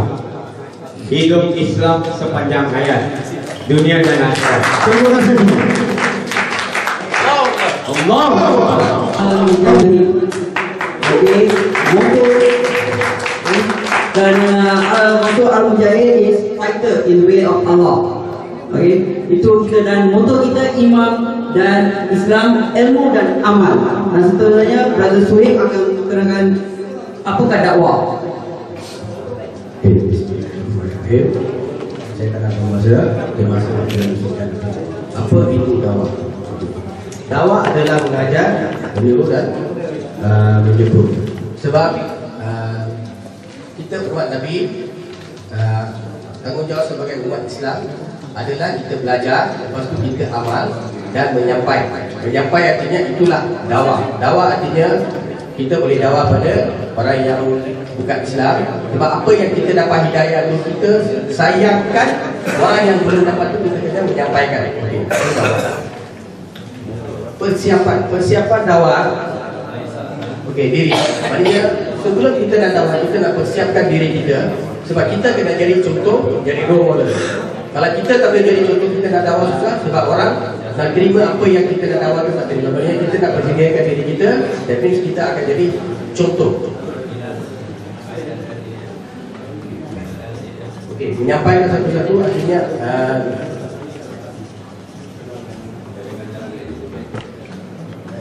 menyampaikan satu-satu artinya kita kena sampaikan pada apa yang kita ada dalam Islam itu, kita kena menyampaikan. Maksudnya kita kena terangkan kepada mereka apa itu Islam dan untuk tarik mereka ke dalam Islam. Yang penting adalah sebelum kita nak buat satu-satu, kita kena ada niat. Jangan ingat kita nak belajar amal, tetapi kita kena pasang niat untuk buat satu-satu. InsyaAllah Allah akan tunaikan niat kita. Assalamualaikum. Yang kedua itu cabaran dakwah ya. Cabaran dakwah itu bukan sedikit aja. Contohnya di dalam Dewan ini pun ada cabaran ya, 2 menit 4 menit yang disampaikan oleh Ustaz Rahman ya. Itu pun cabaran juga. So yang pertama itu pengaruh luar. Anasir luar ya, di mana tahu dunia sekarang ini penuh dengan macam-macam maksiat, internet, apa-apa semua kan. Itu pun satu cabaran juga. Yang kedua, kurang pengetahuan Islam. Orang Islam sendiri itu pun kurang pengetahuan Islam. Itu pun cabaran juga ya.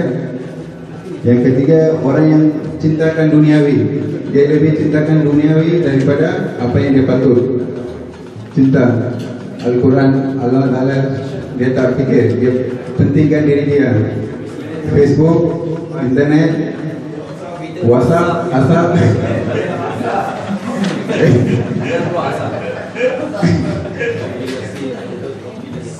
Saya serahkan kepada saudara Pasal Abdul Rahman, tengok saya ada Ustaz Abdul Rahman. Assalamualaikum warahmatullahi wabarakatuh. Saya menyampaikan kaedah yang berkesan. Kaedah yang berkesan dalam Islam, menyampaikan dengan cara Islam. Yang kedua, dengan cara lemah lembut. Sifat ihsan mesti ada pada diri kita sendiri. Yang ketiga, dengan kasih sayang. Itu dimaksudkan ihsan tadi.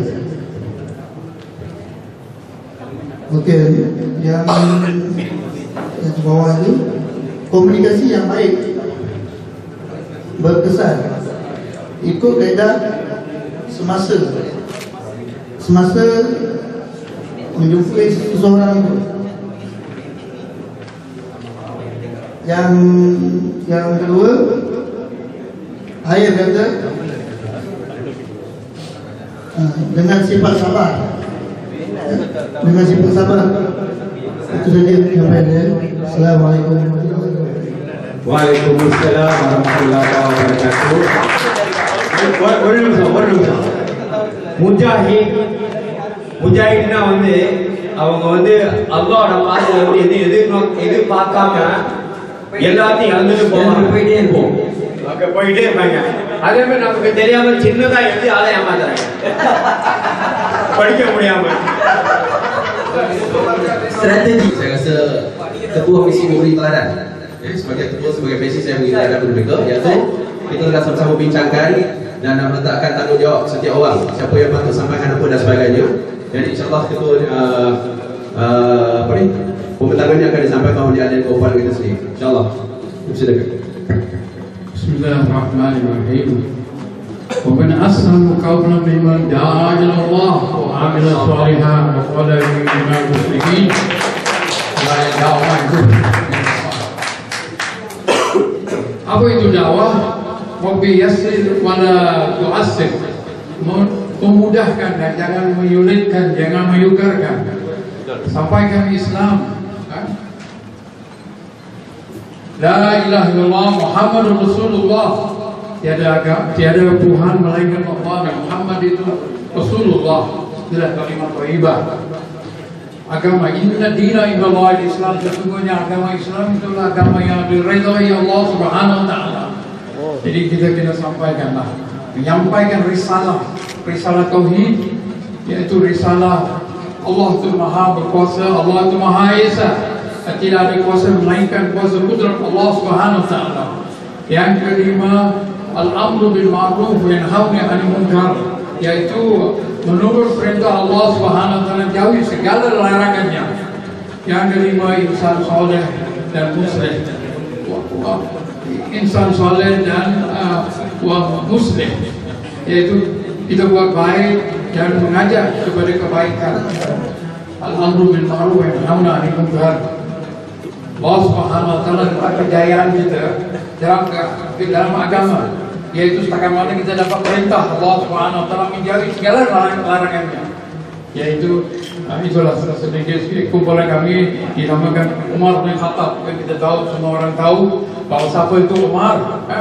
Umar ialah seorang yang begitu punya garang dan ganas, tetapi disebabkan baca Al-Quran dia dapat hidayah. Allah Subhanahu wa taala memberi dia hidayah. Dan visi laisa sallallahu jannah wa illa laisa sallallahu jazza wa illa jannah. Tiada ganjaran yang lebih baik kecuali jannah. Surga jannah. Sekian saya penyampaian yang mudah yang saya sampaikan kepada saudara saya yang akan susulan dengan cabaran dakwah. Assalamualaikum warahmatullahi wabarakatuh. Saya akan sampaikan cabaran dalam dakwah. Yang pertama sekali, penerimaan masyarakat umum selalunya ditolak. Okey, kerana akhlak yang menjadi bukti. Contoh macam masyarakat Islam yang sedia ada ni, mereka ni tak tunjukkan akhlak seperti mana seorang Islam Jadi daripada akhlak-akhlak macam tu, contoh orang nak meluk agama Islam, contoh kita pergi dakwah, dia cakap sudahlah, kau pergi betulkan dulu apa orang Islam dulu nak dakwah pun. Ini semua cabaran lah. Jadi kita sebagai orang Islam, kita kena tunjukkan akhlak yang baik So yang kedua ialah masyarakat yang jahil mengenai agama, masyarakat yang kurang pengetahuan agama lah. Jadi ini semua selalu mereka seperti ini selalu akan menolak. Tetapi kita sebagai pendakwah ni, kita jangan putus asa. Kita akan cuba sampai kita boleh apa, sikit-sikit lah. Nak dakwah ni bukan mudah.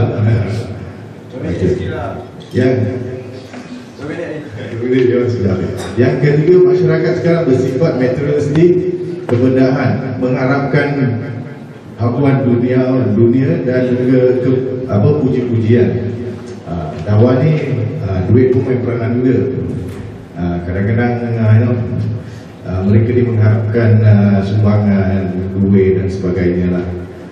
Jadi yang itu kita perlu ada duit jugalah untuk berdakwah. Yang keempat ialah kebanyakan mereka ni yang bukan Islam ni, dia fobia. Dia takut bila kita memeluk agama Islam ni, kita akan memeluk Melayu, bukan Islam. Jadi kita kena pakai baju Melayu. Kita akan hilang nasab keturunan kita lah. Contoh kita punya mak bapak, anak bapak, nama bapak kita hilang, kita kena letak bina bulat. Jadi ini semua ialah cabaran-cabaran untuk berdakwah lah. Kelima ialah masyarakat kurang prihatin dan kepedulian sikap terhadap dakwah. Yang ini kita sebagai orang Islam ni, kita kena berdakwah lah. Kurang lah masyarakat yang ada sekarang ni, tak ramai yang nak berdakwah. Ramai yang nak pergi show heboh, konsert dan konsert sini, banyak macam tu. Yang nak pergi dakwah ni sikit-sikit pasal apa? 1 minit lagi. 1 minit lagi. Okey, dah itu saja. Bismillahirrahmanirrahim. Assalamualaikum warahmatullahi wabarakatuh. Cara pendakwah berkesan, saya pendekkan sikit lah. Menganjurkan dakwah bil hal, sebelum pendekatan dakwah bil kitab bil lisan. Lepas itu kita menyampaikan dakwah itu dengan penuh hikmah dan kebijaksanaan, nasihat yang baik dan berbahasa yang lebih baik. Yang lebih baik surah An-Nahl 16 ayat 125. Waduhu hasanah, contoh baik menyampaikan dan mendidik hati kepada amalan yang baik dan menyuruh manusia mematuhi perintah Allah. Surah 41 ayat Fusilat ayat nomor 33. Terima kasih. Assalamualaikum warahmatullahi wabarakatuh. Waalaikumsalam warahmatullahi wabarakatuh. Okey, hidup kumpulan Omar Al-Khattab. Mantap. Okey, mengucapkan terima kasih kepada tuan pengurus majlis tadi dan kepada fasilitator kami Brother Binod, Zafri Binod, dan juga kepada fasilitator kumpulan lain. Jadi saya teruskan kepada agenda kita pada hari ini kerana kami hanya diberikan masa 4 minit untuk dakwah kepada orang yang sedang berdakwah.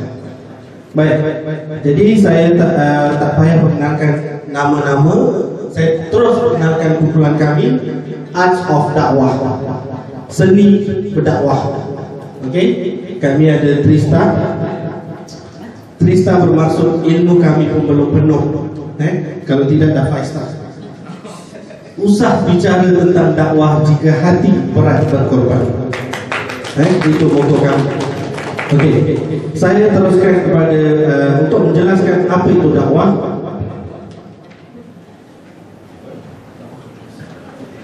Bismillahirrahmanirrahim. Assalamualaikum warahmatullahi wabarakatuh. Arti dakwah berasal dari Arab da'a iaitu jemput,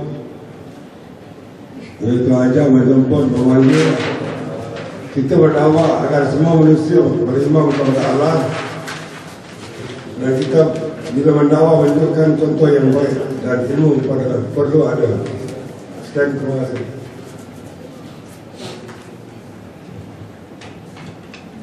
Tuan-tuan yang berhormat Allah sekalian, ada apa yang disampaikan tadi sebenarnya dakwah itu bermaksud, kalau kita nak ikut istilah iaitu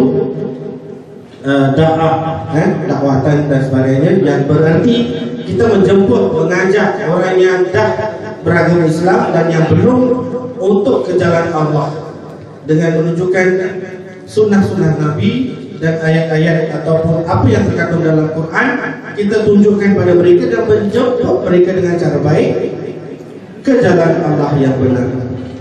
Seterusnya tuan-tuan dan puan-puan yang dirahmati Allah, saya akan terangkan apa cabaran solat dua disebabkan kekurangan ruang dan kertas yang diberikannya satu, jadi kami tidak boleh tajuk. Soalan dua, cabaran yang dihadapi dalam berdakwah. Kami telah ucapkan kepada dua cabaran apabila kita bertemu dengan orang yang Muslim, bermakna azalinya Muslim dan non-Muslim. Okey, Muslim ini juga termasuk yang azalinya Islam dan yang telah masuk Islam. Non-Muslim, saudara mara yang belum masuk Islam. Jadi tuan-tuan dan puan-puan, kalau kita lihat di sini ada sedikit persamaan cabaran yang kita hadapi. 2 minit lagi. Okey. Terima kasih kerana peringatan. Okey. Yang pertama ialah masalah pengiktirafan. Non-Muslim atau Muslim sukar untuk mengiktiraf saudara baru yang masuk Islam. Sekiranya kita bercakap sesuatu dengan mereka, mereka tidak akan memandang apa yang kita cakap. Mereka akan memandang physically kita, orang ni baru masuk Islam. Dan itu pun ini ganti ada partner terang. Apa yang besarnya? Okey? Kurang berilmu. Okey?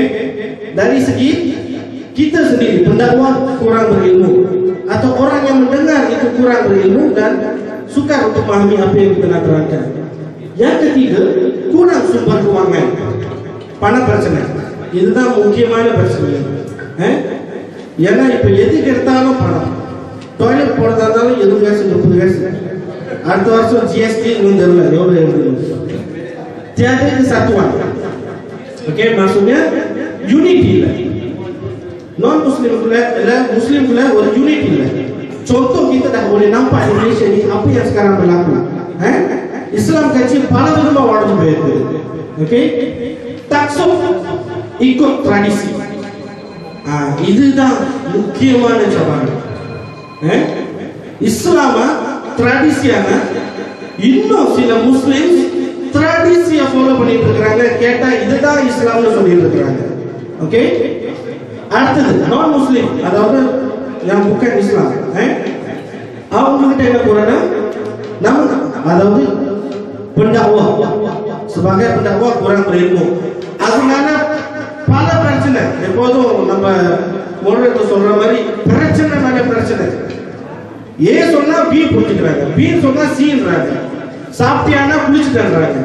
So சொல்ல வர்றதும் புரியல, கேட்கிறவங்களுக்கும் புரியல, எல்லாத்துக்கும் ஒரு நாமம் பெர்செப்சி. அவர் சொல்ற மாதிரி போகுஸ் persepsi yang negatif. அதாவது இஸ்லாம் எடுத்துக்கிட்டா எல்லாருமே இப்ப வந்து டெரரிஸ்ட், ஒரு டெரரா இருக்காங்க சொல்றாங்க, டெரரிஸ்ட். ஏன்னா உண்மையான இஸ்லாம் வந்து காட்டுறது இல்லை யாரும். ஓகே, யாரும் இல்லை, சில பேர். நான் இஸ்லாம் வரும்போது இந்த மாதிரி ஒரு Ustad cakap dengan saya, Arun, awak dah masuk Islam, ikut Islam, jangan ikut Melayu. Arun, your time is finished already. 2 minit. No, it's sumber kewangan, starting problem dan birokrasi. Starting problem, kita ada ilmu dan semuanya, tapi kita tak faham macam mana kita nak sampaikan. Dan kerana birokrasi, ini soalnya நம்ம ஒரு நல்ல செய்யணும்னாக்கா எக்கச்சக்கமான எதிர்ப்புகள் வரும். கவர்மெண்ட் மூலியமாக சரி இல்லை நான் கவர்மெண்ட் மூலியமாக சரி, அதுதான் நம்மளோட முக்கிய பிரச்சனை. எனக்கு இன்னொரு 1 நிமிஷம் நீங்கள் கொடுத்துதான் ஆகணும் untuk cara berkesan. Nandri.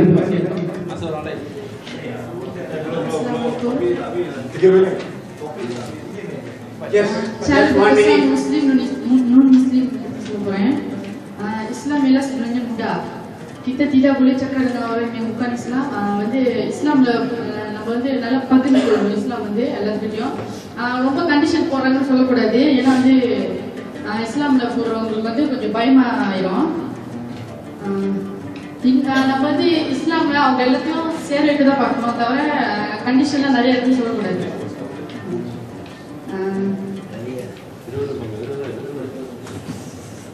Okay, ரெண்டாவது pengguna teknologi. அப்படின்னா Facebook, Twitter, WhatsApp, WeChat, அதில் நம்ம kita berkongsi seperti ayat-ayat dalam Al-Quran. Nanti friends kita Al-Quran pati kebaikan dalam Islam அதெல்லாம் பத்தி கொஞ்சம் சொல்லணும். நான் kongsi பண்ணிக்கணும் live video. இங்க அவங்க Islam பத்தி kebaikan dalam Islam lah.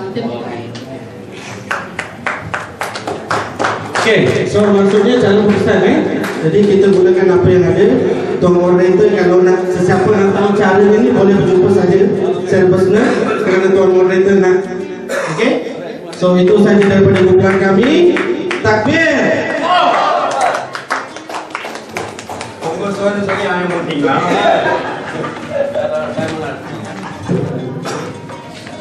Nama saya Muhammad Iqbal. Nama saya Zainal. Nama saya Abdullah. Saya Muhammad Jual bin Abdullah. Nama saya Nur Ain bin Abdullah. Definisi kita ini menyempurnakan dan menyebarkan agama Islam kepada sesama yang baik, yang maupun yang bukan Islam atau bukan Islam. Perlu ada keyakinan dan dalam Islam menyebarkan agama Islam. Assalamualaikum warahmatullahi wabarakatuh. Keterangan saya yang kedua ialah cabaran sebagai pendakwah. Cabaran sebagai pendakwah banyak. Salah satunya keimanan kita dan kesabaran kita. Kita perlu yakin diri kita sebelum kita jadi seorang pendakwah. Kalau kita tak ada keyakinan, tak ada pengetahuan, tak ada pengalaman, macam mana kita nak menyebar jadi seorang pendakwah? Dalam jadi seorang pendakwah kita perlu hadis-hadis nak menerangkan pada orang, nak mengambil hati orang. Macam mana kita nak menjadi seorang pendakwah supaya hati masing-masing tidak disakiti, disentuh. Sebab apa? Kita nak pendakwah pada orang yang Islam dan bukan Islam. Kalau yang Islam tu mungkin dia orang faham lah, dia orang ada asas. Yang bukan Islam, kita jangan pendakwah sampai menyinggung perasaan dia orang, menyinggung tentang agama asal mereka. Jadi kalau kita tak ada keyakinan pada diri kita, keimanan pada kita, kesabaran pada diri kita, tolonglah. Bukan mudah nak jadi seorang pendakwah. Sebab kita kena jaga semua hati orang, termasuk hati kita sendiri. Dan kita perlu iman dan bertawakal pada Allah Ta'ala. Sebab niat kita satu, menjadi seorang pendakwah berjalan yang benar. Okey, nombor 3 ialah cara menyebarkan dakwah. Antara kaedah-kaedahnya ataupun cara dia keyakinan. Kita perlu keyakinan diri dalam menyebarkan Islam.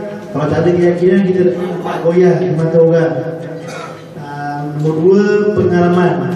Contoh, seorang pendakwah ada pengalaman. Setiap orang ada pengalaman dalam hidup.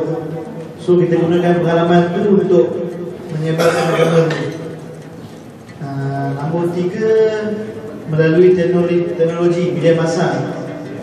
Sebab ramai yang sedia maklum teknologi antara keperluan sekarang ini. Dan kesimpulannya, semua orang perlu mendapat ajaran agama Islam dan manfaat di dunia dan di akhirat kelak, insyaAllah. உலகெங்கும் அறிவொளி தந்தது, இருளோடு ஓர் ஜோதி வந்தது. உலகெங்கும் அறிவொளி தந்தது.